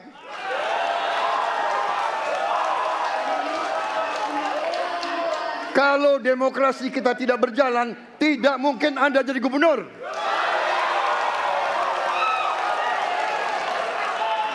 Kalau Jokowi diktator, Anda tidak mungkin jadi gubernur. Saya waktu itu oposisi, Mas Anies. Anda ke rumah saya, kita oposisi, Anda terpilih. Waktu habis, Bapak. Harap tenang, Bapak Prabowo. Baik, para pendukung, kami mohon untuk tenang, para pendukung. Para pendukung, Baik. harap tenang. Kita akan lanjutkan dialog kita. Harap tenang, hadirin, harap tenang. Kami sampaikan kembali, hadirin harap tenang. Apabila tidak tenang, maka debat tidak dapat dilanjutkan. Ya, kami mohon kerjasamanya kepada para hadirin yang berada di halaman gedung KPU untuk bisa menaati aturan yang telah kita sepakati bersama. Ya. Baik, selanjutnya kepada calon presiden nomor urut 3, kami silakan untuk menanggapi jawaban calon presiden nomor urut 1. Waktunya 1 menit dari sekarang. Saya jadi tidak enak ini Mbak hari ini. Mohon maaf. Saya tidak enak karena dua kawan saya sedang nagih janji dan membuka buku lama. Tapi percaya begini, yang pertama tidak ada demokrasi tanpa partai politik. Tidak ada, suka tidak suka, mau tidak mau. Dan fungsi partai politik itu adalah agregasi, sumber rekrutmen kader, pendidikan politik. Kebetulan saya pernah menjadi ketua pansus undang-undang partai politik. Maka pada saat perdebatan penguatan dari sisi anggaran, penguatan dari sisi partisipasi masyarakat mesti dilakukan, saat itu tidak terlalu banyak yang setuju. Maka Mas Anies, soal oposisi tidak oposisi, soal kepentingan saja kok. Kapan kita bertemu, kapan kita tidak bertemu, dan kemudian kita akan bersikap pada posisi masing-masing. Tapi yang penting, pendidikan politik kepada masyarakat itulah yang menjadi PR besar dari partai politik agar cepat dewasa. Oke, waktu Anda habis, Bapak. Ya, dan kita akan lanjutkan. Baik, kita akan lanjutkan debatnya, Bapak Ibu. Kita akan lanjutkan ke pertanyaan selanjutnya untuk calon presiden nomor urut 1. Ya. Untuk merespon tanggapan dari 2 calon presiden lainnya, waktunya 1 menit dari sekarang. Ya. Terima kasih. Ketika kita menghadapi sebuah proses demokrasi, di situ ada pemerintah dan ada oposisi. Dua-duanya sama terhormat. Dan ketika proses pengambilan keputusan itu dilakukan, bila ada oposisi, maka selalu ada pandangan perspektif berbeda yang membuat masyarakat bisa menilai. Karena itu oposisi itu penting dan sama-sama terhormat. Sayangnya tidak semua orang tahan untuk berada menjadi oposisi. Oke? Seperti sampaikan Pak Prabowo tidak tahan untuk menjadi oposisi. Apa yang terjadi? Beliau sendiri menyampaikan bahwa tidak berada dalam kekuasaan membuat tidak bisa berbisnis, tidak bisa berusaha. Karena itu harus berada dalam kekuasaan. Kekuasaan lebih dari soal bisnis, kekuasaan lebih dari soal uang, kekuasaan soal kehormatan untuk menjalankan kedaulatan rakyat. Baik, waktu Anda Baik, habis Bapak. terima Kami kasih. mohon sekali lagi kepada para hadirin yang berada di Hadirin. halaman KPU. Ditahan dulu. Baik, Pak Prabowo Bapak mohon maaf. Prabowo, Bapak mohon maaf. Waktu sudah Nanti habis. Waktu ada sudah kesempatan. habis. Ya. Baik. Hadirin. Nanti ada kesempatan untuk kembali menanggapi. Baik. Dan kita akan beralih ke pertanyaan terakhir untuk segmen ini dan untuk calon presiden nomor urut 2. Baik, kami persilakan kepada panelis, kepada Bapak Agus Riwanto untuk mengambil subtema.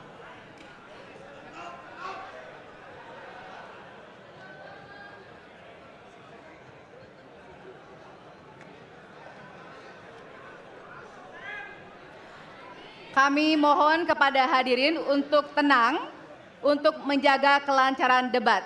Silakan Bapak dipersilakan kepada moderator Baik. diperlihatkan. Subtema hukum. Baik. Selanjutnya kami silakan kepada panelis Bapak Wawan Masfud untuk mengambil pertanyaan dari Fishball. Kami persilakan Bapak.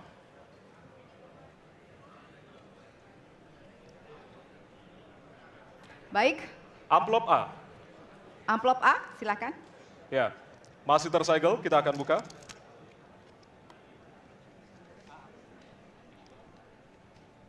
Kita akan langsung bacakan. Konstitusi mengharuskan kekuasaan kehakiman dijalankan secara merdeka. Sementara lembaga kekuasaan kehakiman saat ini cenderung diintervensi oleh cabang kekuasaan lainnya. Pertanyaannya, apakah Anda setuju dengan pernyataan tersebut? Apa alasannya dan apa komitmen Anda untuk menjaga independensi kekuasaan kehakiman?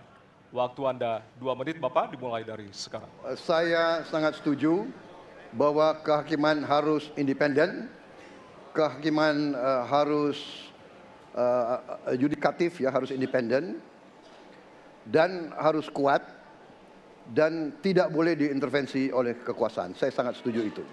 Dan saya berkomitmen untuk memperkuat itu. Manakala saya menerima mandat dari rakyat, saya akan memperbaiki kualitas hidup semua hakim-hakim di Republik Indonesia, semua pekerja di sekitar pengadilan, dan semua penegak hukum akan saya perbaiki kualitas hidupnya, gajinya diperbaiki, supaya mereka tidak dapat diintervensi, tidak dapat disogok, tidak dapat dikorup. Itu komitmen saya kepada rakyat Indonesia.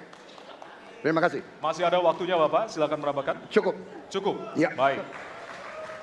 Baik, selanjutnya kami persilakan kepada calon presiden nomor urut 3 untuk memberikan tanggapan kepada jawaban calon presiden nomor urut 2. Waktunya 1 menit dari sekarang. Terima kasih, komitmennya Pak Prabowo luar biasa. Tapi dalam konteks kekinian saya terpaksa, ini mohon maaf Pak ini, terpaksa sekali saya harus bertanya. Apa komentar Pak Prabowo terhadap putusan MK yang melahirkan MK itu? Itu aja. Ditahan dulu Bapak, apakah ada yang ditambahkan selain itu? Cukup. Cukup, baik. Selanjutnya. Ya, kami pertegas kembali bahwasannya tidak ada sesi tanya jawab, artinya saling menanggapi Bapak-Bapak. Kami ingatkan kembali untuk saling menanggapi dari masing-masing calon presiden. Dan selanjutnya kita akan berikan kesempatan kepada calon presiden nomor urut 1 untuk menanggapi calon presiden nomor urut 2 dan waktu Bapak. Apakah saya harus 1 menit. merevisi statement saya? Kenapa Bapak? Apakah saya harus merevisi statement saya karena tidak boleh Tidak, bertanya? nanti kami harapkan untuk saling menanggapi, bukan saling menanya, Bapak. Makanya, apakah saya harus merevisi karena tadi bentuknya pertanyaan? Nanti kita akan Baik. berikan kesempatan untuk Tidak perlu ya? selanjutnya. Tidak perlu, Pak. Bapak. Oke, terima Baik. kasih. Ya, kami persilakan Silakan. kepada calon presiden nomor urut 1. Waktu Anda 1 menit, Bapak. Ya, jadi ketika saya bertugas sebagai presiden, maka saya akan tegaskan kepada semua yang berada di lingkar judisial bahwa tugas Anda bukan hanya menegakkan hukum, tugas Anda menghadirkan rasa keadilan. Nomor 1, tegaskan itu. Yang kedua, bila terjadi praktek-praktek di mana keadilan tidak hadir, maka negara tidak boleh diam dan mengatakan, itu kan proses hukum, tidak bisa. Justru negara harus mempertanyakan apa yang sesungguhnya terjadi. Dan itulah yang kemudian harus dikerjakan oleh negara, memastikan bahwa proses hukum benar-benar berorientasi kepada keadilan. Lalu kepada mereka yang bertugas, tadi disampaikan bahwa harus memastikan mereka memiliki remunerasi yang baik. Ya, itu penting. Dan yang tidak kalah penting adalah semua proses dilakukan secara transparan. Promosi transparan, kasus transparan, sehingga ada kepercayaan kepada proses pengadilan. Terima kasih. Baik, waktu habis. Selanjutnya kami persilakan kepada calon presiden nomor urut 2 untuk merespon tanggapan dari calon presiden lainnya. Waktunya 1 menit dari sekarang. Saya kira mengenai Mahkamah Konstitusi, aturannya sudah jelas. Kita juga bukan anak kecil, rakyat kita juga pandai, rakyat kita lihat, rakyat kita tahu. Mas Ganjar, kita tahulah ya bagaimana prosesnya, ya. Yang intervensi siapa, ya kan? Yang intervensi siapa? Tapi intinya adalah kita tegakkan konstitusi, kita tegakkan undang-undang, kita perbaiki yang kurang sempurna, dan kita patuh kepada komitmen undang-undang itu sendiri. Jadi saya kira itu tentang apa tadi disampaikan Pak Anies. Dalam hal ini saya setuju dengan Pak Anies. Dalam hal ini. Waktunya masih ada, Bapak? Saya sependapat kita harus membuat yudikatif kuat, harus ada merit system, harus ada ujian-ujian yang baik. Waktunya supaya habis hakim sekarang, itu Bapak. hakim yang Terima terbaik kasih untuk Indonesia. atas jawabannya. Baik. Sekarang kita kasih apresiasi dari 3 calon presiden yang tentunya sudah saling menanggapi di kesempatan segmen kali ini. Dan kami persilakan kepada Bapak calon presiden untuk kembali ke tempat masing-masing. Baik. Kepada para pendukung, harap tenang. Ya, Para pendukung, kami mohon kepada para pendukung, acara debat masih berlangsung. ya, sekali lagi kami nanti akan kasih kesempatan untuk memberikan yel-yel dan juga dukungan dari masing-masing capres. Dan Ya. kita akan masih lanjutkan dengan suasana debat yang masih hangat tentunya. Ya, tentunya nanti akan ada perbedaan pada segmen berikutnya, hadirin sekalian. Bedanya adalah pertanyaan tidak lagi datang dari tim panelis, Ya. tapi pertanyaan akan datang dari masing-masing calon presiden. Ya, dan untuk itu tetaplah bersama kami dan kami kembali sesaat lagi. Terima kasih Anda masih bersama kami di Debat pertama calon presiden 2024.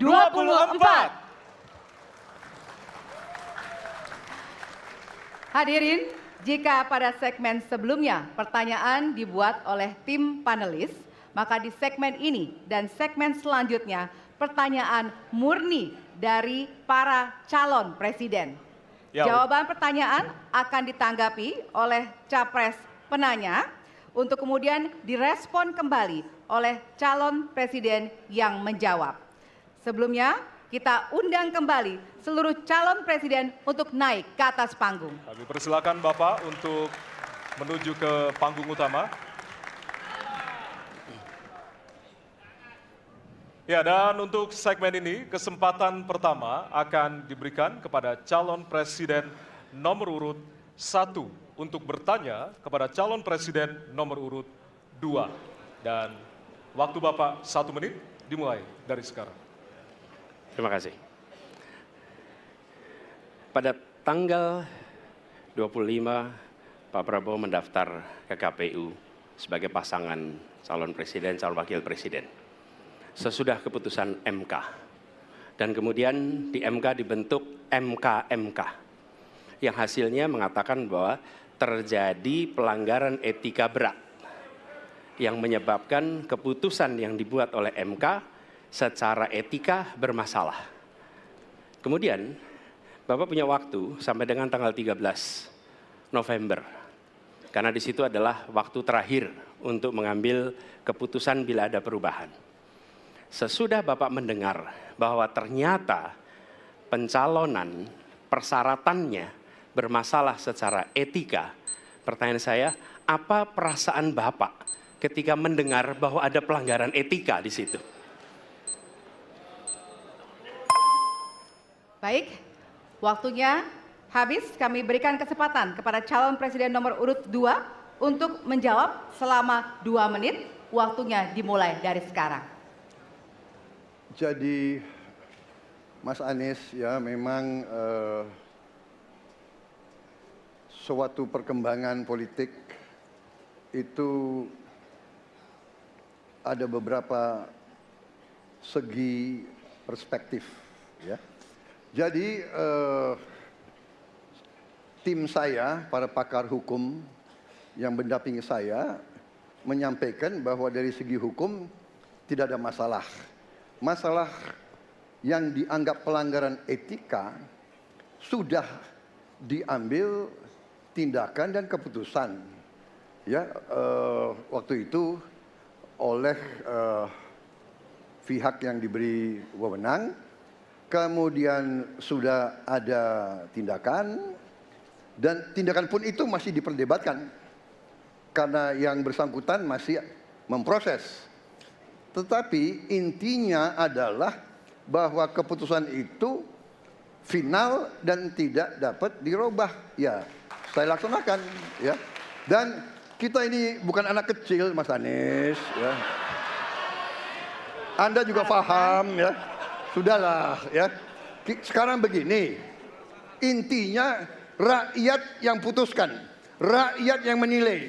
Kalau rakyat tidak suka Prabowo dan Gibran, nggak usah pilih kami, saudara-saudara sekalian. Dan saya tidak takut tidak punya jabatan, Mas Anies. Sorry ya. Sorry ya. Para Mas Anies, Mas Anies, saya tidak punya apa-apa. Saya sudah siap mati untuk negara ini. Baik.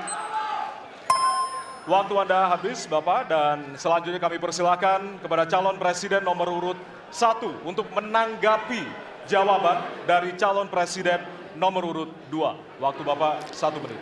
Dimulai dari sekarang. Fenomena ordal ini menyebalkan. Di seluruh Indonesia kita menghadapi fenomena ordal. Mau ikut kesebelasan ada ordalnya. Mau masuk jadi guru ordal. Mau daftar sekolah ada ordal. Mau dapat tiket untuk konser ada ordal. Ada ordal di mana-mana yang membuat meritokratik nggak berjalan. Yang membuat etika luntur. Dan ketika fenomena ordal itu bukan hanya di masyarakat, tapi di proses yang paling puncak terjadi ordal, maka rakyat kebanyakan, dan ini saya rasakan beberapa waktu yang lalu, beberapa orang guru berjumpa dengan saya dan mereka mengatakan, Pak, di tempat kami pengangkatan guru-guru itu mendasarkan ordal. Kalau tidak ada ordal, nggak bisa jadi guru, nggak bisa diangkat. Lalu apa jawabannya? Atasan saya bilang, wong yang di Jakarta aja pakai ordal, kenapa kita di bawah tidak boleh pakai ordal? Negeri ini rusak apabila tatanan itu hilang. Waktunya habis. Ya.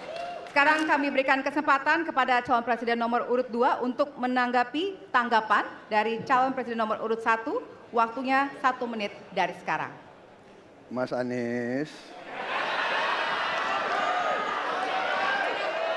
Dalam demokrasi, kekuasaan tertinggi ada di rakyat.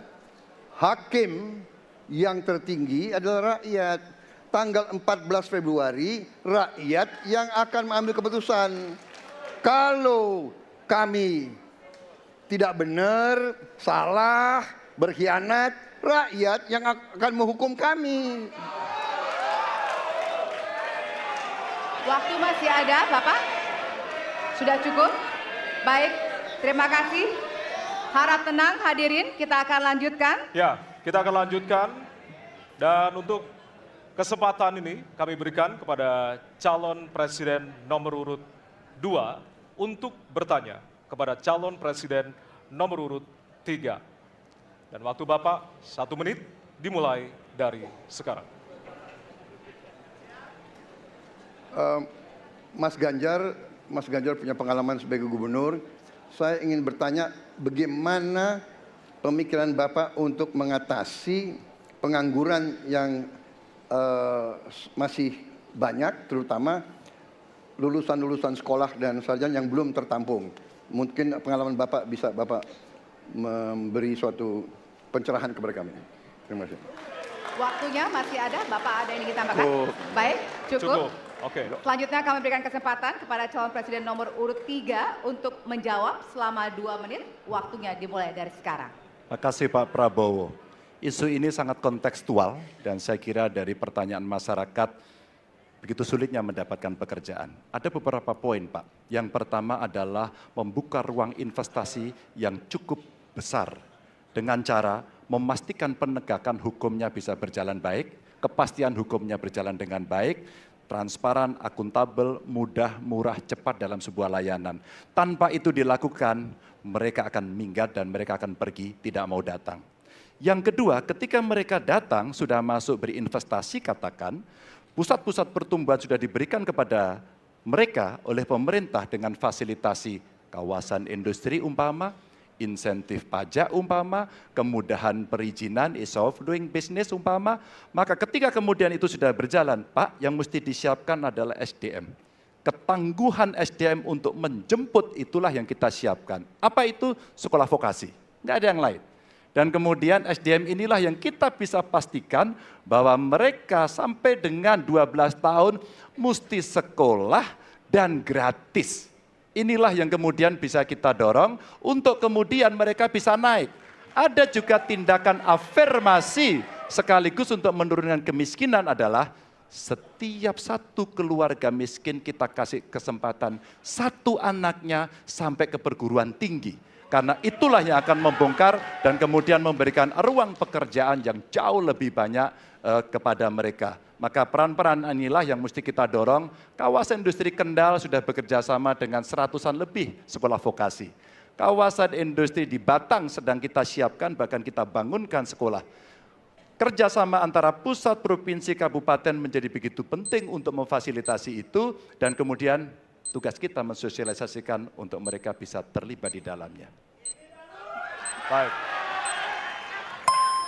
Ya, waktu Anda habis Bapak, dan kami persilakan kepada calon presiden nomor urut 2 untuk menanggapi jawaban dari calon presiden nomor urut 3. Waktu Bapak 1 menit.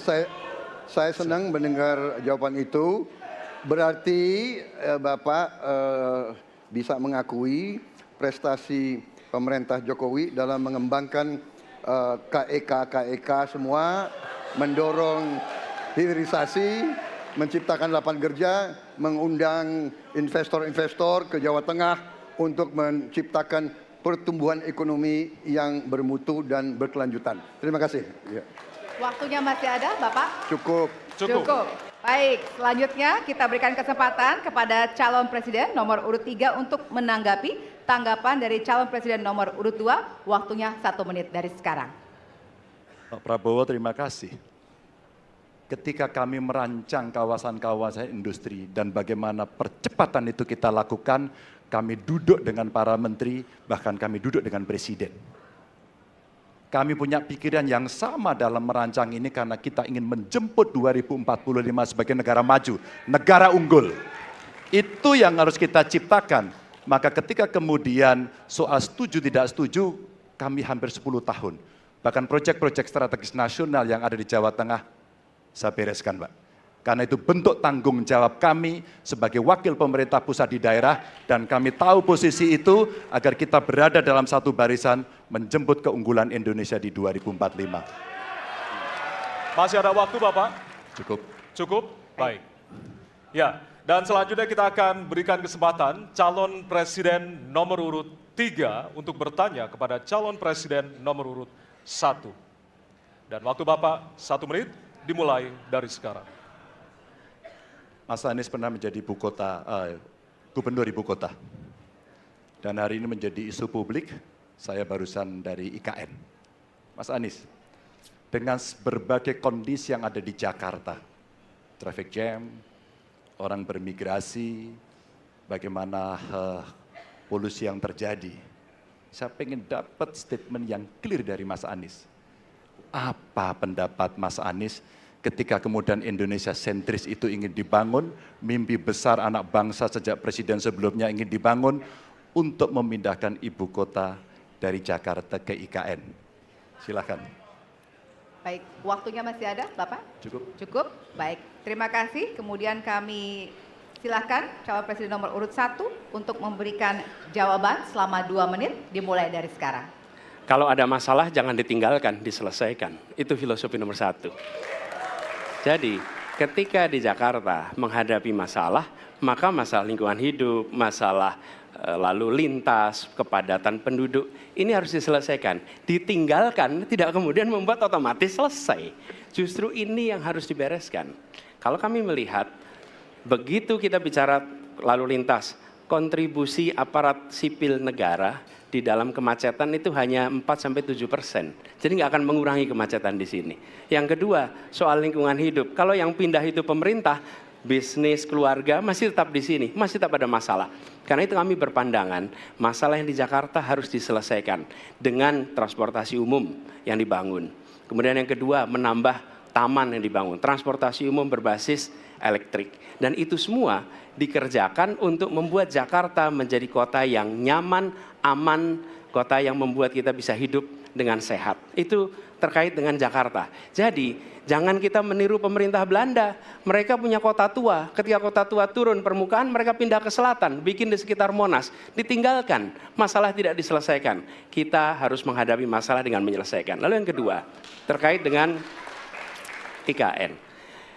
Ketika kita memiliki masalah yang masih urgen di depan mata kita, di Kalimantan sendiri, kebutuhan untuk membangun sekolah yang rusak sangat banyak.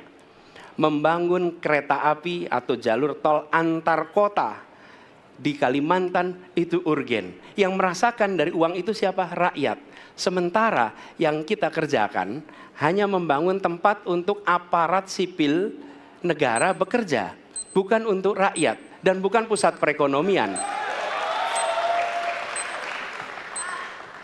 Baik. Ya, waktu Anda habis dan kami persilakan kepada calon presiden nomor urut 3 untuk menanggapi jawaban dari calon presiden nomor urut 1. Waktu Bapak 1 menit, disilakan. Apakah boleh saya simpulkan kalau begitu, Mas Anies dalam posisi yang oposisi terhadap beberapa kebijakan termasuk IKN, menolak IKN dilanjutkan? Terima kasih. Cukup Waktunya? Bapak? Cukup. Baik. Baik, selanjutnya kami berikan kesempatan kepada calon presiden nomor urut 1 untuk menanggapi tanggapan dari calon presiden nomor urut 3, waktunya 1 menit dari sekarang. Inilah salah satu contoh produk hukum yang tidak melewati proses dialog publik yang lengkap. Sehingga dialognya sesudah jadi undang-undang. Dan ketika dialognya sudah undang-undang, siapapun yang kritis dianggap oposisi, siapapun yang pro dianggap pro pemerintah. Kenapa? Karena tidak ada proses pembahasan yang komprehensif, yang memberikan ruang kepada publik. Ini negara hukum, bukan negara kekuasaan. Dalam negara hukum, berikan ruang kepada publik untuk membahas sebuah peraturan sebelum dia ditetapkan. Tapi ini nada-nadanya seperti negara kekuasaan, di mana penguasa menentukan hukum. Dan kemudian dari situ kita berdebat pro kon. Kami melihat ada kebutuhan-kebutuhan urgen yang dibangun untuk rakyat. Kalau hari ini kita belum bisa menyiapkan pupuk lengkap, tapi pada saat yang sama kita membangun sebuah istana untuk presiden, di mana rasa keadilan kita? Waktunya sudah habis. Ya, dan kami masih ada satu segmen lagi. Untuk itu kami persilakan kepada bapak-bapak untuk kembali ke tempat duduk masing-masing. Masih ada satu segmen lagi untuk bertanya dan juga saling menanggapi. Kami persilakan bapak-bapak untuk kembali ke tempat. Pada hadirin, kami mohon untuk tenang terlebih dahulu. Kita akan lanjutkan debat dengan suasana tentunya yang lebih hangat. Ya. Jadi tetaplah bersama kami di debat pertama calon presiden 2024. Baik, terima kasih Anda masih bersama kami di debat pertama calon presiden 2024.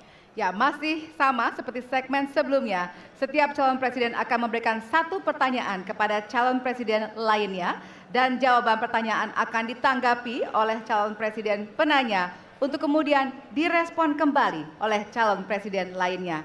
Yang direspon adalah apa yang disampaikan oleh calon presiden lainnya. Dan kita akan undang kembali ketiga calon presiden 2024 untuk naik ke atas panggung. Kami persilakan kepada bapak-bapak untuk bisa menuju ke panggung utama. Dan kembali kami ingatkan kepada bapak-bapak calon presiden bahwasanya tema di malam hari ini terdiri dari beberapa subtema, yaitu pemerintahan, hukum, hak asasi manusia, pemberantasan korupsi, penguatan demokrasi, peningkatan pelayanan publik, penanganan disinformasi, dan kerukunan warga. Untuk itu, kesempatan pertama akan diberikan kepada calon presiden nomor urut 2 untuk bertanya kepada calon presiden nomor urut 1. Waktu Bapak 1 menit dimulai dari sekarang. Mas Anies pernah jadi gubernur 5 tahun di DKI. Anggaran DKI setahun sekitar 80 T. Jumlah penduduk Indonesia DKI 10 juta kira-kira lebih. APBD Jawa Barat 35 T, jumlah penduduknya 50 juta, 5 kali DKI. Tetapi selama Mas Anies mimpin, sering sekali DKI menerima indeks polusi tertinggi di dunia. Bagaimana dengan anggaran 80 T, Pak Anies sebagai gubernur tidak dapat berbuat sesuatu yang berarti untuk mengurangi polusi? Terima kasih. Waktunya masih ada, Bapak? Sudah cukup? Baik, kita akan lanjutkan pada calon presiden nomor urut 1. Kami beri kesempatan untuk menjawab pertanyaan selama 2 menit, dimulai dari sekarang. Pak Prabowo, terima kasih atas pertanyaan yang bagus, tetapi kurang akurat. Saya akan jelaskan, Pak. Ketika satu daerah mengatakan di tempat kami tidak ada COVID, di tempat kami COVID banyak, lalu yang tidak ada COVID kami tanya, kenapa tidak ada COVID? Nah, kami nggak punya alat testing, Pak. Karena tidak punya alat testing, maka tidak ada COVID. Yang punya alat testing, maka ada COVID. Okay? Saya tidak tanya COVID, saya boleh saya selesaikan dulu? Ya. Jadi, apa yang terjadi? Di Jakarta kami memasang alat pemantau polusi udara. Bila masalah polusi udara itu bersumber dari dalam kota Jakarta, maka hari ini, besok, minggu depan konsisten selalu akan kotor. Tapi apa yang terjadi? Ada hari di mana kita bersih, ada hari di mana kita kotor. Ada masa minggu pagi, Jagakarsa sangat kotor. Apa yang terjadi? Polusi udara tak punya KTP. Angin tak ada KTP-nya. Angin itu bergerak dari sana sini. Ketika polutan yang muncul dari pembangkit listrik, tenaga uap, mengalir ke Jakarta, maka Jakarta punya indikator, karena itu Jakarta mengatakan ada polusi udara. Ketika anginnya bergerak ke arah Lampung, ke arah Sumatera, ke arah Laut Jawa, di sana tidak ada alat monitor, maka tidak muncul. Dan Jakarta pada saat itu bersih. Kalau problemnya dari dalam kota saja, maka konsisten tiap waktu. Ya, kita punya masalah polusi. Karena itu kita kerjakan dengan apa? Kita lakukan, Pak. 1, dengan pengendalian emisi dari kendaraan bermotor. Dan pengujian emisi sekarang wajib. Yang kedua, elektrifikasi kendaraan umum. Yang ketiga, konversi kendaraan umum. Dan dulu yang naik kendaraan umum hanya 350.000 per hari, sekarang 1 juta per hari. Jadi itu kita kerjakan untuk menangani soal polusi di Jakarta. Baik. Masih ada waktu, Bapak? Cukup? Ya. Kami persilakan kepada calon presiden nomor urut 2 untuk kemudian menanggapi jawaban dari calon presiden nomor urut 1. Waktu Bapak 1 menit dimulai dari sekarang. Ya susah kalau kita menyalahkan angin dari mana saja ya. Jadi saya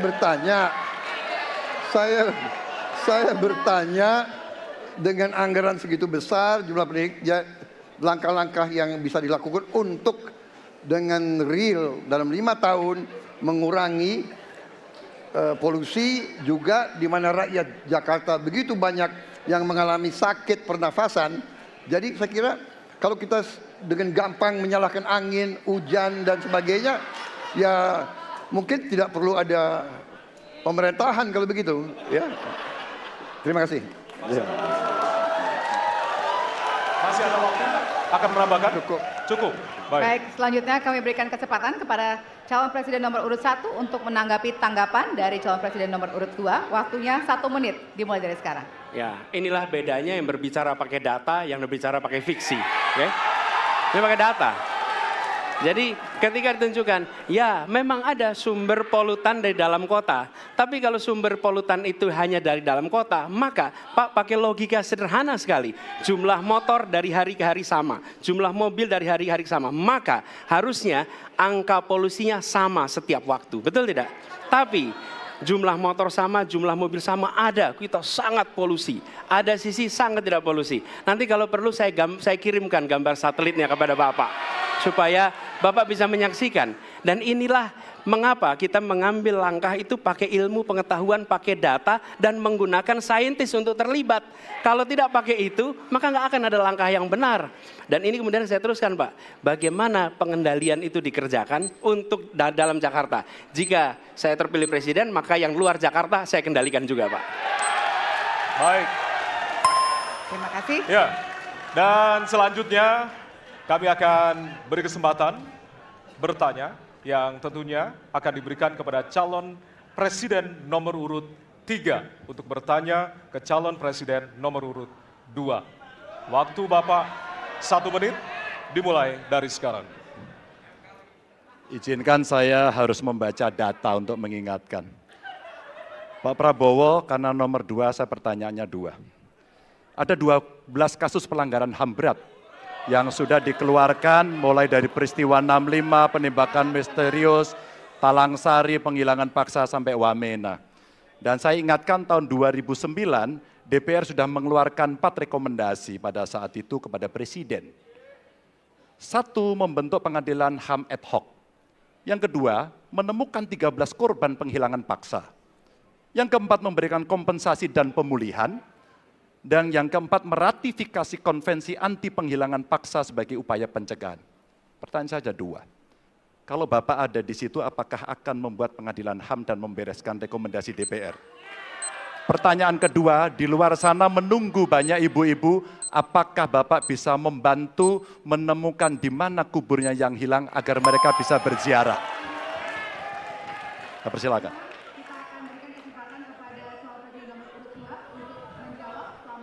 Waktunya dari sekarang. Pak Ganjar tadi justru Anda sebut tahun 2009 kan? Ya. Jadi sekian tahun yang lalu kan? Betul. Dan masalah ini ditangani justru oleh wakil presiden Anda. Ya. Ya. Jadi apalagi mau ditanya kepada saya? Saya sudah menjawab berkali-kali, ada rekam digitalnya. Saya sudah jawab berkali-kali. Tiap 5 tahun kalau polling saya naik, ditanya lagi soal itu.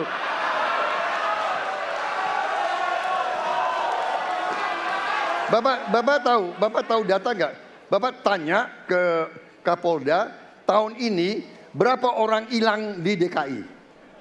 Tahun ini, ya, ada mayat yang diketemukan baru beberapa hari yang lalu dan sebagainya. Come on, Mas Ganjar.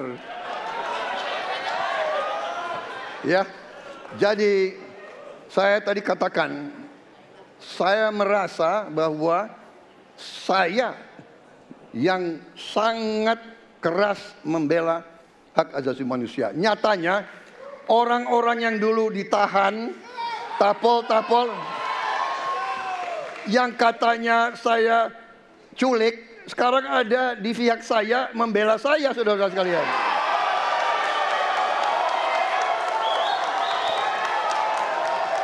Jadi masalah HAM jangan dipolitisasi, Mas Ganjar, ya. Menurut saya, ya. Saya kira begitu jawaban saya. Masih ada waktu, Bapak? kedua, Pak. Akan menambahkan? Cukup. Cukup, baik. Dan selanjutnya kami persilakan kepada calon presiden nomor urut 3 untuk menanggapi jawaban dari calon presiden nomor urut 2. Waktu Bapak 1 menit, dimulai dari sekarang. Prabowo ini punya ketegasan yang luar biasa. Luar biasa. Tapi sayang pada dua jawaban ini sama sekali tidak punya ketegasan itu. Kenapa saya sampaikan? Pertanyaan saya sebenarnya satu. Apakah kalau Bapak jadi presiden akan membuat pengadilan HAM? Pertanyaan nomor kedua, apakah Bapak bisa menemukan, menunjukkan, membantu pada keluarga agar kemudian mereka bisa berziarah? Dua ini sama-sama tidak dijawab. Maka kalau kemudian saya boleh meminta, kalau saya jadi presiden, Pak, saya akan bereskan ini, Pak. Agar kemudian dalam kontestasi pilpres berikutnya, ini tidak akan muncul lagi karena presidennya tegas menuntaskan pekerjaan itu pada eranya. Terima kasih. Waktunya masih ada, Bapak? Cukup. Cukup. Baik, kita berikan kesempatan kepada calon presiden nomor urut 2 untuk menanggapi tanggapan dari calon presiden nomor urut 3. Waktunya 1 menit dari sekarang. Loh, kok dibilang saya tidak tegas? Saya tegas akan menegakkan hak asasi manusia. Masalah yang Bapak tanyakan agak tendensius. Kenapa yang 13 orang hilang pada saat itu ditanya kepada saya? Itu tendensius, Pak Ganjar, ya. Itu tendensius. Dan wakil Bapak yang mengurus ini selama ini. Jadi kalau memang keputusannya mengadakan pengadilan HAM, ya kita adakan pengadilan HAM. Nggak ada masalah. Ya. Baik. Sudah, Pak? Masih ada waktunya, waktu? Pak? Sudah cukup, Ya. Pak Prabowo? Namanya usaha. Terima kasih. Sudah cukup? Baik. Oke. Ya, dan Harap selanjutnya tenang.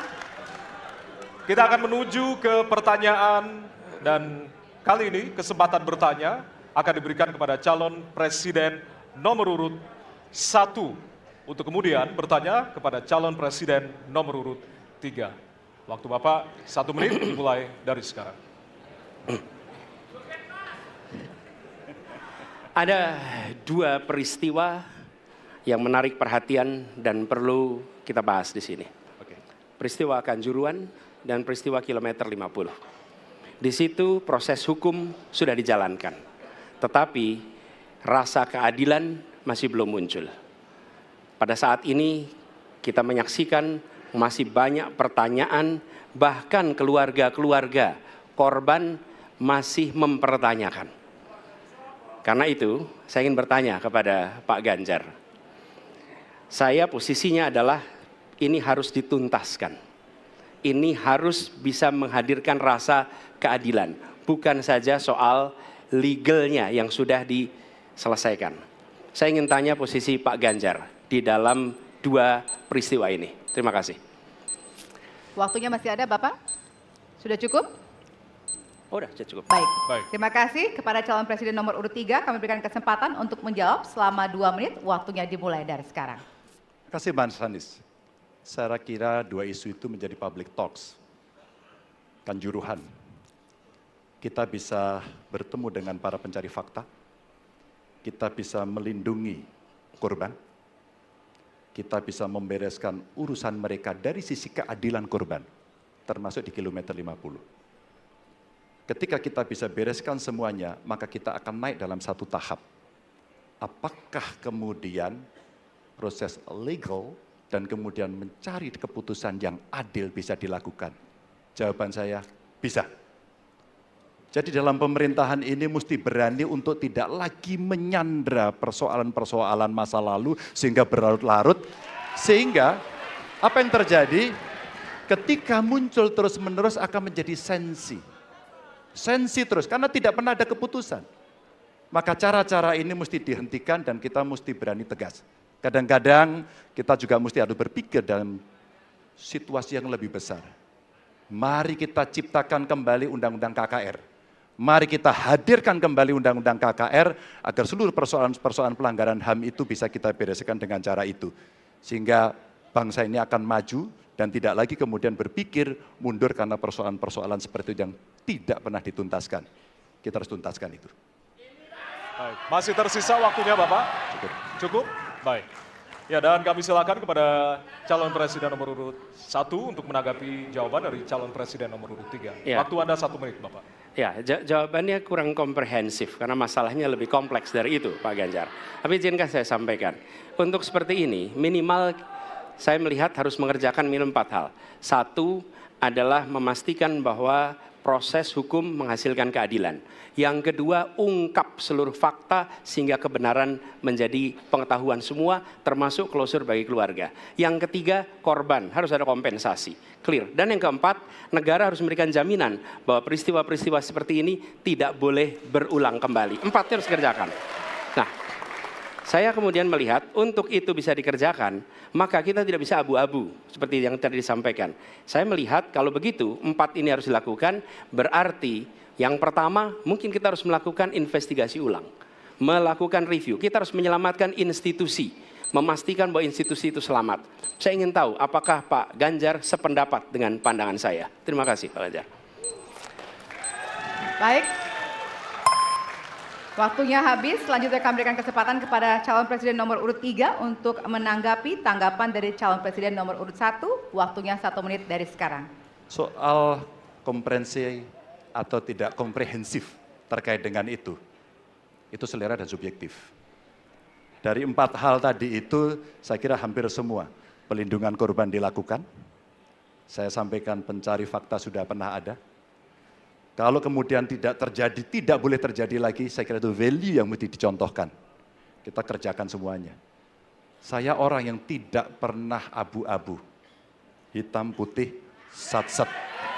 Kami tidak pernah ragu-ragu, kami tidak pernah abu-abu, maka kami pun tadi mengklarifikasi pertanyaan kepada pasangan calon nomor 2, karena kami bukan orang yang menunda pekerjaan, menggantung pekerjaan untuk kemudian menjadi komoditas. Saya selesaikan itu. Masih ada waktunya Bapak? Akan Cukup. ditambahkan? Baik. Ya, dan kita berikan apresiasi kepada 3 calon presiden yang tadi sudah berdebat dan saling bertanya di kesempatan malam hari ini, Pak. Ya, selanjutnya kami persilakan kepada Bapak-Bapak untuk kembali ke tempat duduk. Kami persilakan Bapak untuk kembali ke tempat duduk semula. Hadirin, harap tenang, kita akan masih lanjutkan acara. Hadirin harap tenang. Ya. Hadirin harap tenang. Baik, segmen selanjutnya kita akan mendengarkan pernyataan pamungkas dari masing-masing calon presiden. Untuk itu tetaplah bersama kami di debat pertama calon presiden 2024. Kita ada di segmen terakhir dalam debat pertama calon presiden 2024. Ya, di segmen sebelumnya kita sudah menyaksikan para calon presiden saling berdebat dan juga beradu argumentasi. Ya, pada segmen terakhir ini kita akan menyimak pernyataan pamungkas dari masing-masing calon presiden. Kami mohon para calon presiden untuk maju ke panggung menyampaikan pesan penutupnya.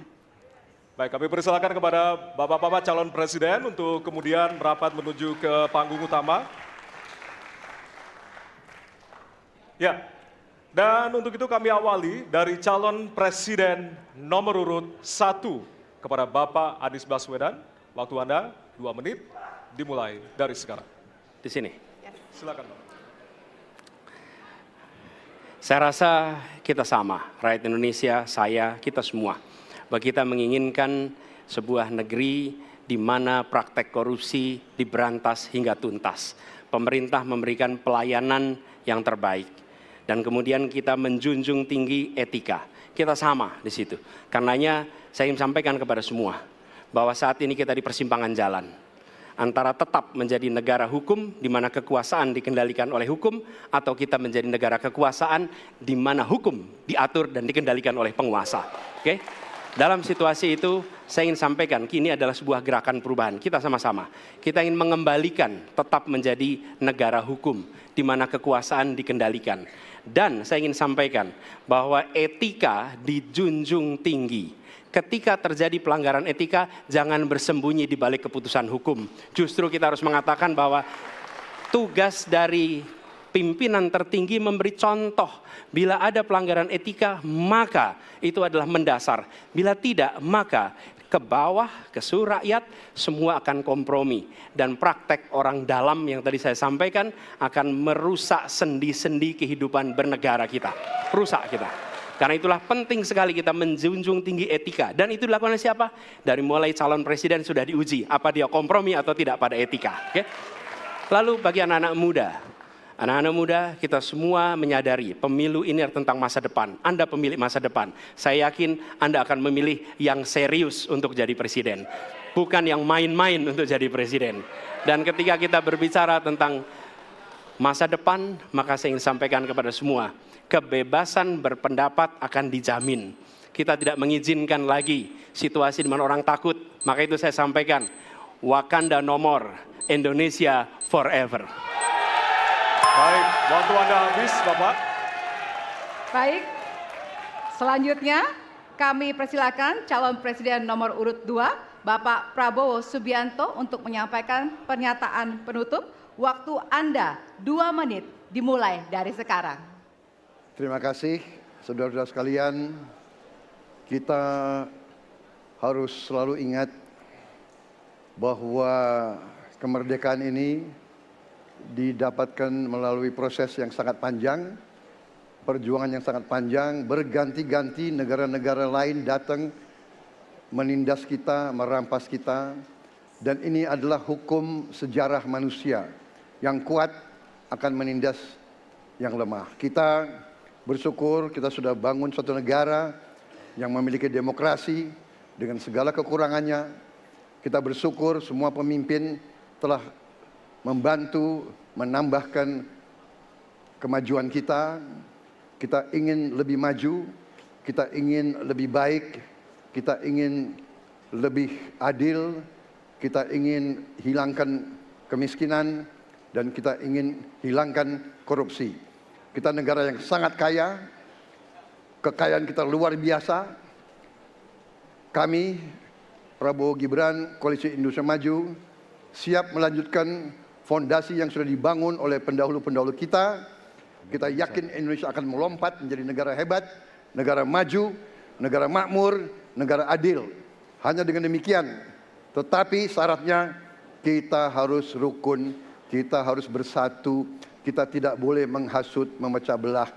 Kita tidak boleh untuk kepentingan sesaat, untuk kepentingan jangka pendek, untuk kepentingan diri kita, kelompok kita tidak boleh mengorbankan persatuan, kesatuan, kerukunan bangsa Indonesia.